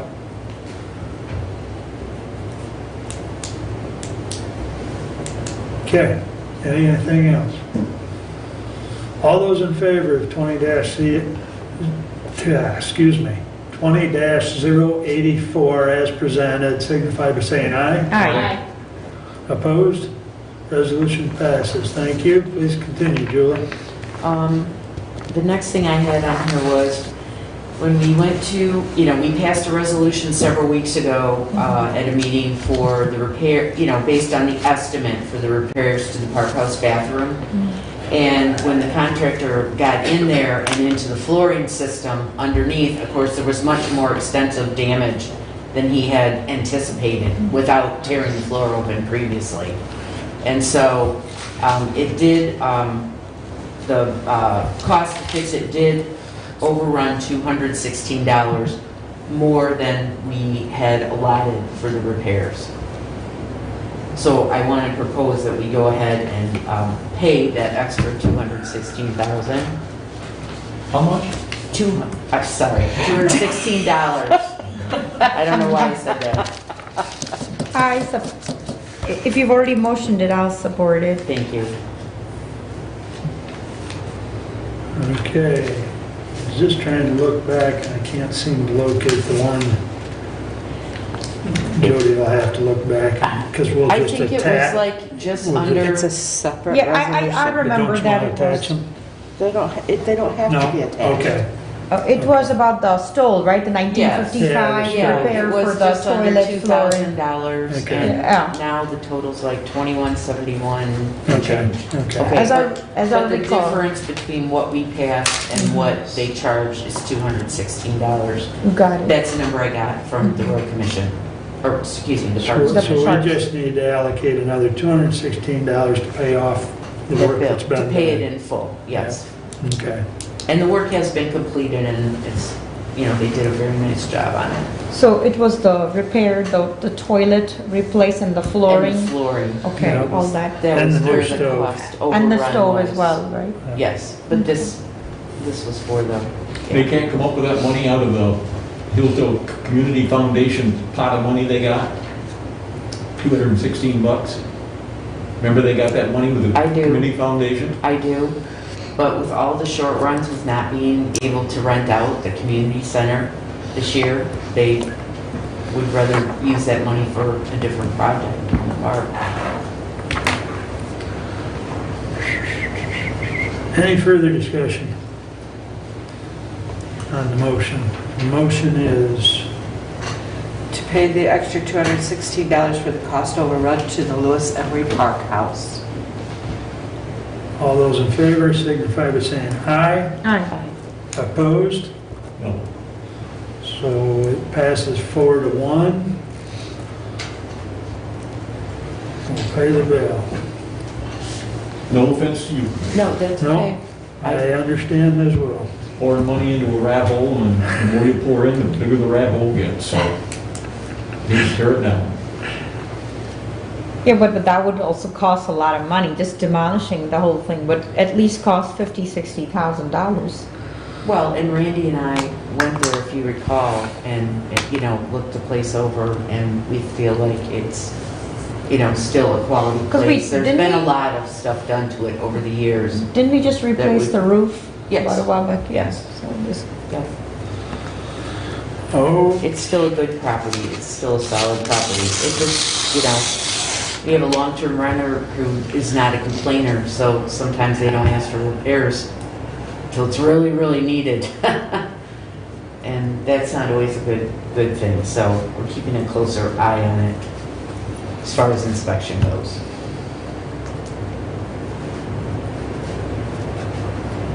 Continuing with my report.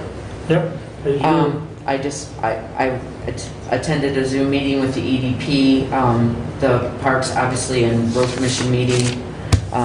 Also, Nemu and I, as the Public Safety Committee, went to a grievance hearing from an employee, and we settled that, and I was really pleased with the way that turned out for all parties. Turned out really well. Also, Mark and I have met with the Sheriff's Union and with MERS, and we're continuing on with those negotiations. And I attended the Michigan Works online conference. That was very educational as far as that goes. But that completes my report, unless anybody has further questions.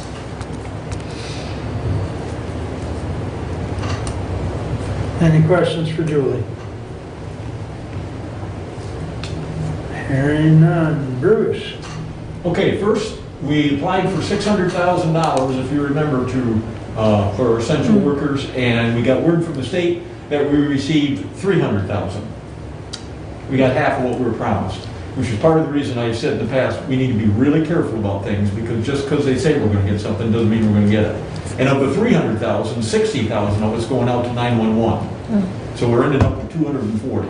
So we got half of what we thought we were going to get, hoped that we were going to get. Secondly, Derek passed out this thing to you. right. Okay, you got this in front of you, and if you look down through it, all the highlighted pink things, on the first page, the only one that's really out of whack is autopsies. We're doing a lot more autopsies than we budgeted for.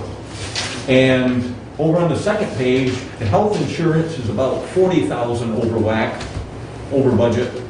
And the general insurance, which is now paid, is about 38,000 over. And that's part of that came from a general increase in insurance, but part of it came from the percentage changes between the medical care facility and ourselves. And so we had to pick up a bigger share of that, I believe. Okay? Down below in contractual services, you can see that it's reimbursable. That's all the ADA security people, and we'll get that back through our CDBG grant money that we had a public hearing on this morning. So overall, we just got to continue to be careful, watch what we're doing.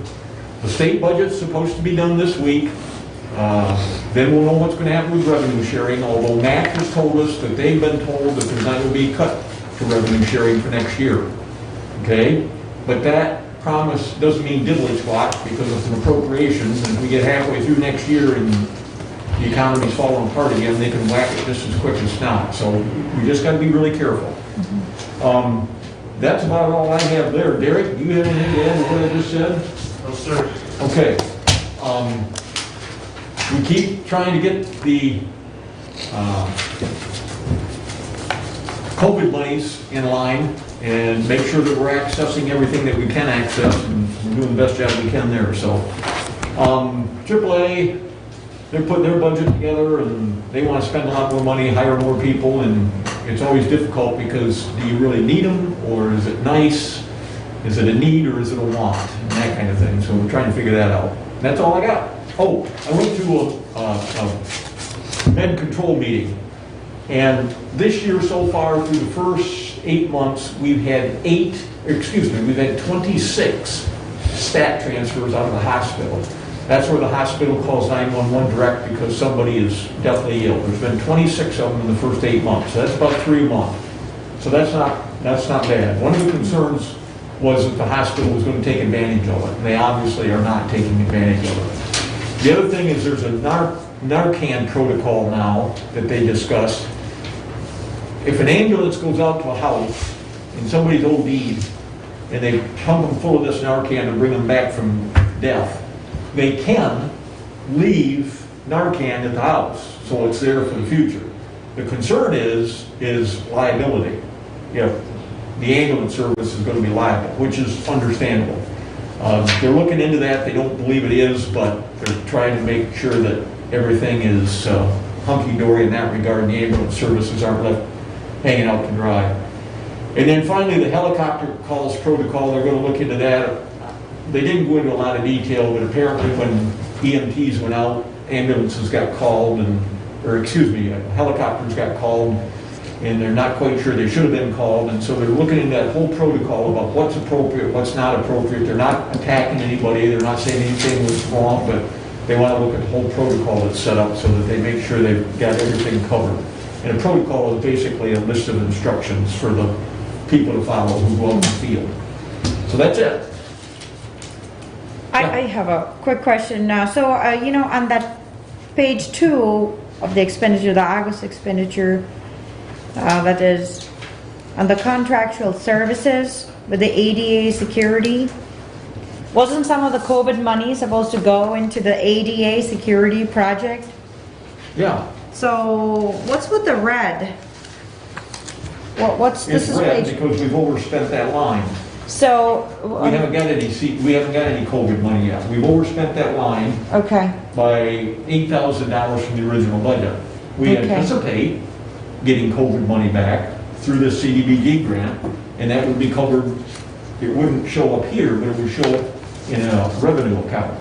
okay, But okay. we anticipated getting 600,000 for the first 2 months of the COVID, and we got 300,000. So anticipating and getting it are two different things. Yeah. I would just simply say to you, stay tuned. We hope to get it to cover this cost. Right, until may then not. it's going to come from the general fund then? What's that? Until then it's going to come out of the general fund, then, in the meantime? It comes out of the general fund in the meantime. Okay. right? Yep. Or should I call him back, or? I would call him back and ask him. Okay. Anybody else? He wants to talk to him. Okay. I'll do that. All right, any other questions for Bruce? Ruth, did you record this record time for him? Yes, I did. Absolutely. Absolutely. Okay. I see he started at 10:37 and he quit at 10:43. That is a record. He makes up for it in the budget meetings, don't you, Bruce? Thank you. Yes, he's saving his time. Yeah. We know what he's doing. That time was paid for with COVID money. Oh gosh, which is anticipated or not? I'm getting a free college education from my governor. Meanwhile, Okay, back that at the brings us up ranch. to Ruth. Back at the ranch. Yeah. And I know what you're gonna say. You're just ecstatic that football's coming back. Yes, that's right. Okay, please Yeah, continue. But no fans though, right? That's right. No fans. Well, you can buy a cardboard image of yourself and put it in your seat. Well, I was just trying to figure out how I was gonna work at the games. Can't work at the games if there's no fans. Well, Right. that's true. Okay, so Michigan Works is having a hiring blitz on, I believe it's next Tuesday, September 29th.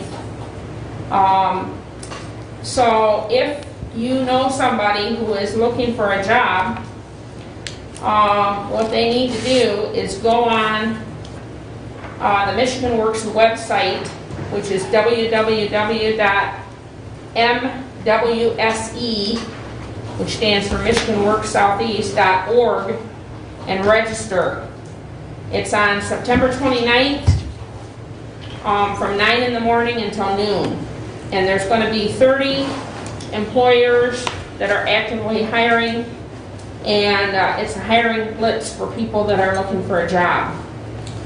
What was that date again? September 29th. Thank you. Also for Michigan Works, we told you that Bill is retiring at the end of October, and the deputy director, who is Shamar, is going to be the new director.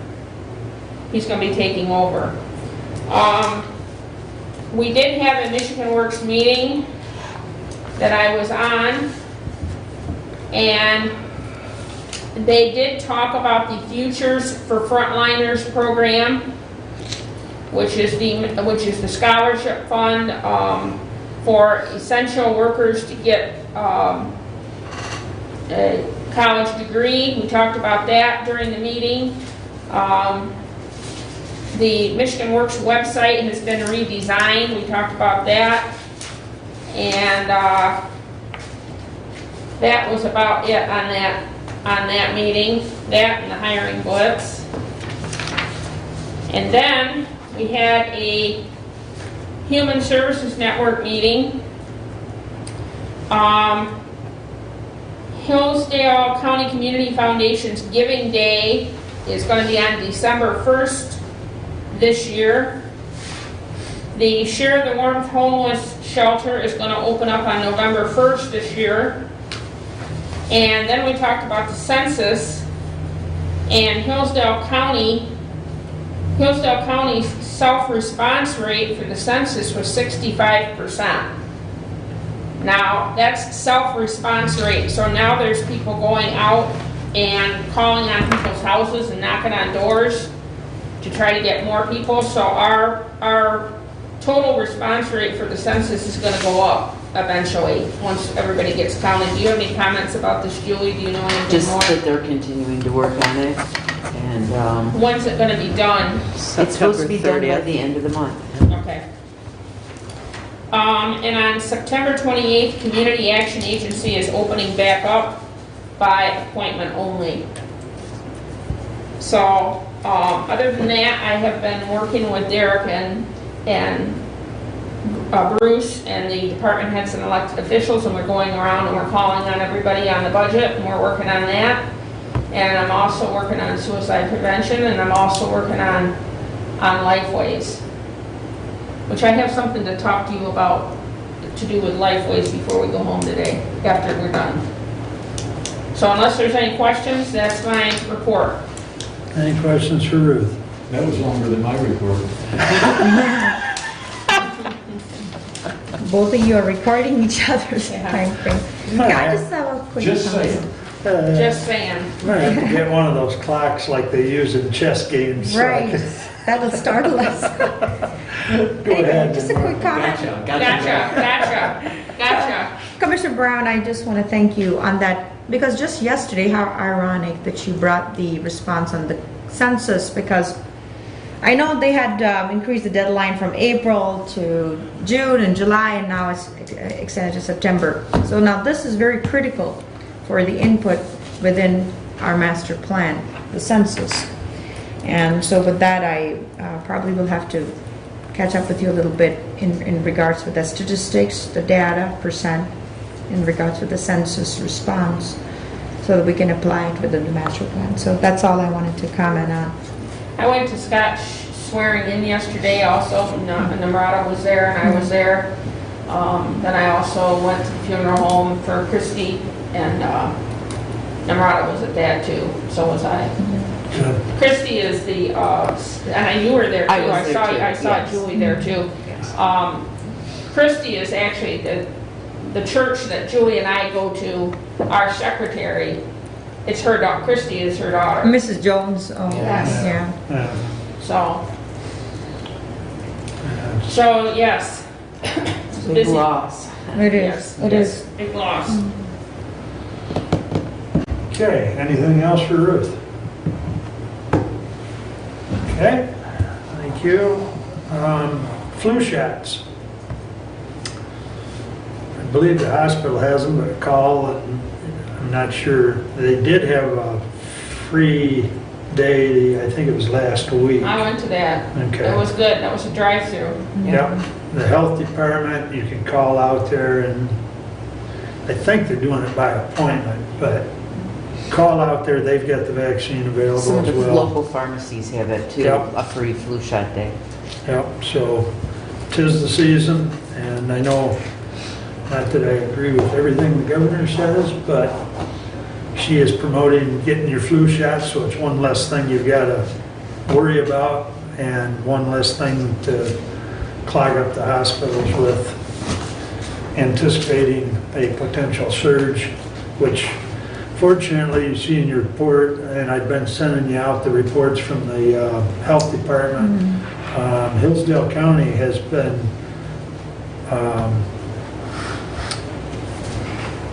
low in comparison to Branch and St. Joe for quite a little period of time here. So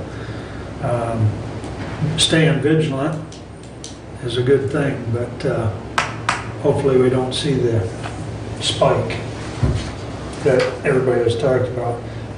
Negotiations, as Julie and I alluded to earlier, we've got 2 more meetings set up on the calendar already out to the Sheriff's Department for the 6th and 21st of October. And I just forwarded a little bit ago to Derek and Julie. We finally got back their proposals, so then we'll hash those out and we'll keep you apprised of how that's going. The meeting that we had a week or so ago was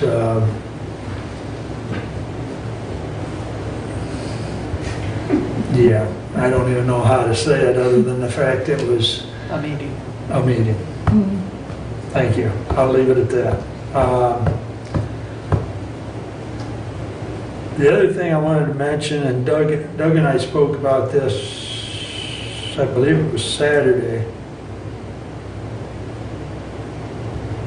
Yeah. It was in one of the MAC informations that was sent to us. It was about emergency management. And as Bruce has alluded to several times, some of the infinite wisdom that comes out of Lansing. There's a House bill being proposed by a rep out of the UP. It's House Bill 6148, which basically, in theory anyways, the way the bill's written, would take away emergency management control from the local units. From the state police as well? Well, they'd take the state, it changed the way it's done at the local level, and it actually create a civilian entity, which would be a governmental entity, because it'd just be civilian, government employees, rather than the state police taking care of it. Yeah. And if you take a look at that bill, there's some things, and I'll try and forward you Doug's comments when I get a minute, because Doug did a good job of breaking some of it down and giving his comments. The other thing that's this is still in committee, by the way, but I did send it on to Mike and Eric for them to keep an eye on.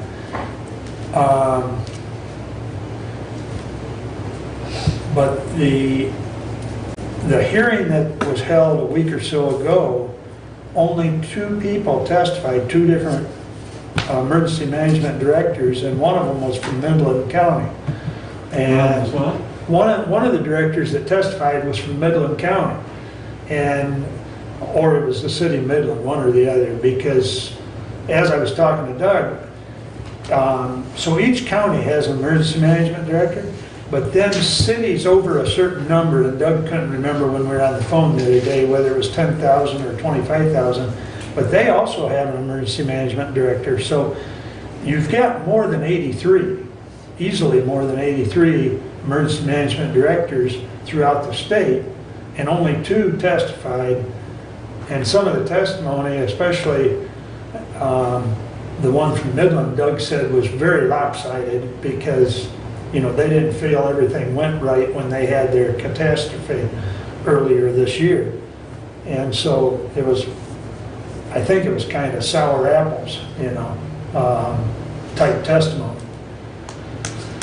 So I have also reached out to Dina Bosworth at MAC, and I forwarded her Doug's comments, because MAC has taken a position to support him.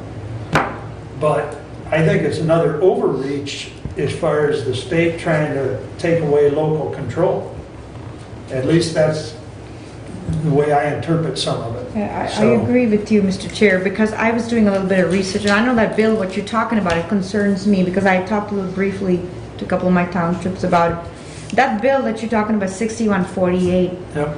And what that bill is basically going to do is the bill would move the emergency management functions right from under the, what do you call, the Department of State Police. And what they do is they would move that into a new department, and that department will then report to the governor. Yep. So that is what this whole 6148 is. So it concerns me, and And that's a good point. I forgot about that. But yeah. the language in it puts this basically in Yeah, direct control of the exactly. governor. And straightforwardly. There wasn't any, it just made it so straightforward. Mr. Chairman, Yes. this is perfectly understandable. I observed, and there may be those who felt that I went this way, but when you get elected to office as a state rep or a state senator, the amount of intelligence you have doubles or triples. You know everything. And you can hardly wait to share that increased knowledge that you have with the rest of the world. And you want to control everything because you're so intelligent now that you know you can get all the right answers all the time. Does that apply to governors too? Yeah, I think you're And then when implying to the Your governor. brain shrinks back to what it was Exactly. before, and you become more normal. If you're implying to the governor, then I full-heartedly agree with you. All right. Well, anyways, take a look at that when you can, and I'll try and send you Doug's comments, because I thought some of his comments were very, very well thought out. But that's all I have, unless there's a question or two. Just in regards with the health department, sir, I have a little, I want you to answer this if you can. So I received this email that was in regards with the Hillsdale College. Had a breakout, so now that outbreak of 4 cases that they talked about, this was just today's 22nd, it came on the 18th from the health department. So Hillsdale College has 4 cases now, and so what they're saying is that that would be reported then to the state as an outbreak, those numbers correct? She has basically, the health department has declared that that is going to be suggested to the state as an outbreak within the Hillsdale College. So what have you heard new about other I'm going than to this? defer to our current chairman of the health board. Okay, They have criteria that they have to follow, and when something happens and they get to a certain number of cases, Yeah. in this case it's 5 cases at the college, then they have to report it as an outbreak. So that's what they're doing. okay, No different than down at Adrian College. Adrian ended up with 160 or 160 cases because they didn't get on top of it right away, and it started spreading like wildfire. where's that? Adrian? Adrian. In Lenawee, okay, Yep. okay, got it. Oh, college, okay. Yeah, Adrian College, I think Sienna had some too, but they're both located in Adrian, but, But Shannon's didn't get as bad as Adrian's did, right. Okay. because they got on top of it. Sienna got on top of it faster. Is it under control now, is my question, if you have any At idea? Hillsdale College? Yeah, yes.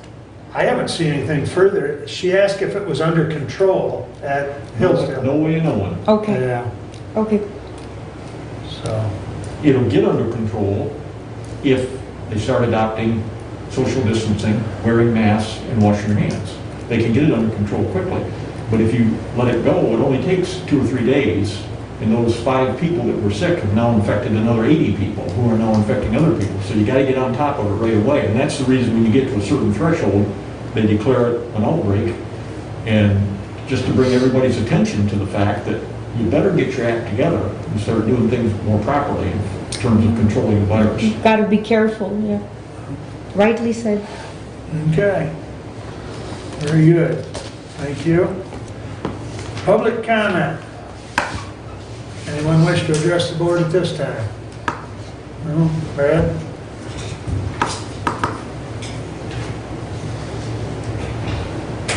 Mr. Chair, Commissioners, just wanted to follow up with what Commissioner Caroline said about the Planning Commission. I do serve currently as the chairperson of the Hillsdale County Planning Commission. What we did yesterday, she talked a little bit about a public hearing, which we will eventually do that, but what we decided yesterday is we were going to use some of our budgeted dollars for publications, and we're simply going to ask the public to give us input. We want to make sure that all the people out there in Hillsdale County that might be partners in our county master plan, whether it's education, agriculture, even though we have representatives from all those sectors. We want to make sure we drive out that message that you have the opportunity to have input, that we're redoing the county master plan, and we want you to have input before we actually get to the point where we have a final draft. Once we do have a final draft, I just, in the last couple of weeks, have reviewed the statute for county master plans and planning commission. We are actually required, before we send off to you, the Board of Commissioners, we are actually required to have a public hearing on our draft of the master plan. So we will do that, but we want to, rather than just have people come in and do public comment after we put all the work into it, we want to give the public the opportunity. So I would encourage you, as you are out speaking to all of those different entities, your townships, your villages, your cities, the health department board, because there's the hospital, we want to make sure if they have contributions that we include that before we actually get to that final draft. Two things that we are going to be including that are going to be new, and I thank Commissioner Carolyn for bringing them to our attention. It was her suggestion that we include them. One is alternative energy. We've got this really cool project, at least if you're an engineering geek like I am and like machines, over in North Adams and Moscow and Wheatland and Pittsburgh townships. Really a huge change in the landscape of Hillsdale County. So we want to talk about that, and also we have some planned solar farms. So we want to talk about it in our county master plan, not so much of how we're going to regulate it or anything else, but we just simply want to acknowledge that, yes, these alternative energy formats have come into the county and how they are changing the landscape within the county because of it. We're also going to talk about marijuana facilities. Some of our units of government have elected to have those businesses there. The city of Reading, the village of Camden are noted examples. And it's amazing what the economic development that those things have encouraged. Now, we'll find out 5 years down the road if those are positive or negative developments. But it's really interesting to drive through the village of Camden and see the capital investment that's made in restaurants down there. So that will be something that we'll be including. The other thing on the Planning Commission that I wanted to mention to you was we have always struggled with getting people to show up, have a quorum at Planning Commission, but in particular, our education representative, we have not seen them since you made that appointment. And so Commissioner Carolyn volunteered that she would follow up with him.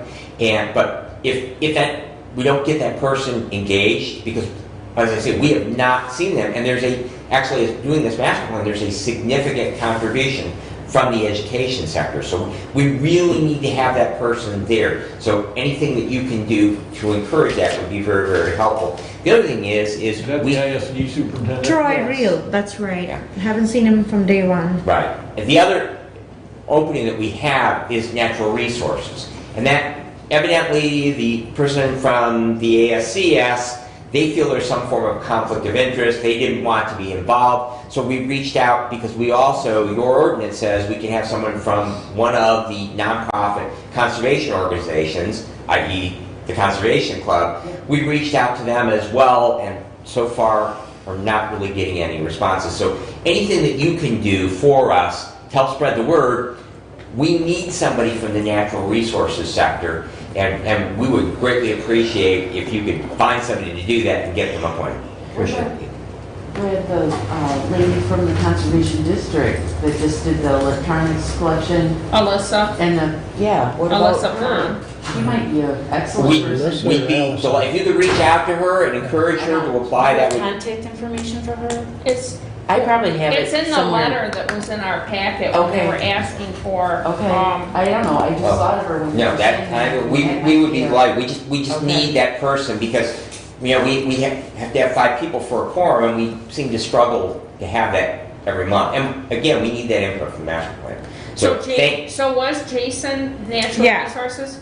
And Jason resigned? He resigned in lieu Okay. of, he said it was going to be a conflict of interest between his work and being a part of planning commission. Okay. Sorry, I spoke out of turn. Okay.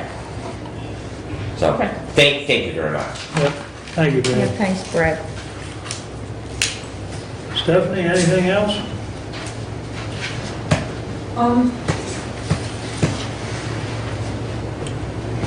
Today and tomorrow, we're having our open houses for the tax foreclosed properties that are dwellings and a couple commercial buildings down to Camden. This morning it was from 9 to noon, tomorrow 9 to noon, and this afternoon from 1:30 to 3:30, and tomorrow afternoon to 1:30. We have schedules in our office and on our website. The auction is going to be online. It's going to start at 3 p.m. instead of 9 a.m. because we have to have the same cutoff. The times have to be same when we start and when we cut off. So Okay. we didn't know that until we got into the program. So that starts September 25th at 3 p.m. and ends September 30th at 3 p.m. So it's going to be interesting. We got a lot of people interested still, so hopefully the auction goes well online this year. So everything on your card would be the same except for the 9 a.m. start, that's 3 Yes. p.m. start? Yes. So all the rest of that's correct? But we Okay. didn't know that until Nikki's programming it for us, and when she got into the programming part of it, that was a glitch. So The start time and close time had to be, okay, Yep. gotcha. so just Okay. want to put that out there. Thank you. Appreciate that, Steph. All right. Additional business, Bruce? Two things. First of all, I broke the camera on my computer. Oh my. It had to look at me so long, and with this ugly face, it finally couldn't take it anymore. All those Zoom meetings I had, so. Secondly, I understand up in Lansing, there's a couple bills. And I stumbled into this like a blind pig looking for corn. And these bills have to do with allowing families to put cameras in the room where their loved ones are staying in nursing homes. And the reason behind the bills is apparently there are areas of the state where residents have been treated extremely poorly. And if there's not, if the camera that you use is not known to be there, then it cannot be used as evidence in going after people who are abusing the elders. And these bills have, apparently, from what I'm being told, pretty good support from both sides of the aisle, but they're not moving. So I just wanted to let you know about the fact that, personally, I think it would be a great thing. Family members can't get into nursing homes anymore because of the COVID thing, and there's been some pretty nasty allegations made as to how people in some nursing homes, not all, but some of them have been treated. And if family members want to put cameras in there and make it known to the nursing home, I don't see any problem with that whatsoever. So I would urge you to maybe take a look at that and encourage people to get it moving and pass the bills. Thank you. Okay, Ruth? I was going to bring up the letter that Nick sent out to the townships, and he was asking that they reply back by September 25th. So I don't know how many he's got back, but September 25th is this week, so That is a correct. little reminder for the townships to give input Good, good. Thank to you. Nick. Julie? I don't have anything, thank you. Emma? Yes, thank you, Mr. Chair. So I just want to quickly thank Anderson, Tackman and Company. You know, they've done a great job in conjunction with phenomenal work with Derek, our finance director, along with our treasurer, Stephanie Kaiser. These are very critical departments for our county. They're our gems of our county. So during all this COVID and everything, I think we were still in sync with getting things done in time and with everything precise, so everything was detailed, so really appreciate that. My only concern that I'd like to highlight is that our general fund is a little above 10%, and that bothers me because I think we have no room for any adverse issues, or, I mean, I just think of, yes, we do need a little more cushion than that. And I'm hoping that we can start building our general fund so that we don't have the need of borrowing or have any further needs as it relates with our budgeting for the next year. So my concern lies for the next year. So I think we need to get a little bit more adequate in this. We need to get more stronger and have a solid platform with that, with the general fund. So, Namrata, do you mean the fund balance? Yes. yes. Chief, you're talking about Yes. the fund balance? Yes, please. Not the general fund? Yes, please, Okay, fund okay, balance. okay, And okay. so, but overall, I think that was, the audit that was done really well. Really appreciate their efforts in a timely way. And lastly, I want to thank, our voters, especially we have our new sheriff now, and I just want to welcome him on board, Sheriff Scott Hotshire, along with our Sheriff Nate Lambright. And I think we're so positive that our sheriff's office is going to not only bring honor, strength, and integrity as one team, but I look forward to seeing really more positive and working in peace and harmony with the other law enforcement. Okay. Anything else? Thank you. We're going to continue doing emergency management phone calls, which Doug and I have been facilitating once a month. We have it tomorrow. I believe that's at 10 a.m. and it's done via WebEx, but with the different village managers, the police, the sheriff's department, so on and so forth, and basically what would make up the emergency management team, once again sharing updates on how they're coping with COVID and so on. We're going to probably continue these once a month calls until COVID is behind us. As we have been as well with the elected and department head meetings via WebEx. Julie and I have been sitting in on those, and that is Thursday morning via WebEx. So open up communication, and that's something I intend on doing going forward, just so we've got monthly contact with the elected and department heads and create a better flow of communication, hopefully. And it doesn't, on that call, it's not necessarily all COVID related, it's anything's open. So, and with that, go ahead, Bruce. I heard that the nominee, Vice President Biden, indicated that 200 million Americans had died from COVID. So that means we only got 132 million Americans left in the country. And at the rate we're going, you won't have to worry about when COVID's over, because we're all going to be dead from it within another 6 months, according to his statistics. Another one of his misspoken, yes. With that, we're adjourned. Thank you, one and all. Thank you.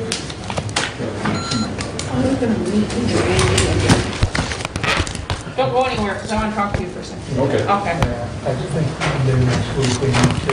okay. So, yeah, plan on it, I'll try and get your message. I Thank want to see you. my grandson run cross country, so make it. Okay. Did you know that Lifeways didn't pay? They didn't pay Okay. their August mileage. Now, there wasn't very much, because most everybody did everything by Zoom, so there was just a little bit. I only made $1, but I never got the money. And so I kept hammering away at Allison. And it wasn't, I don't think it was Allison's fault, it was one of the other girls who works there. But finally, Allison come up yesterday and told me that, she said the August Well, I'm payment sorry, I never couldn't got get the word paid. by the properties from me, And she Stephanie. said, we're in the process of correcting it, we're going to get it out. But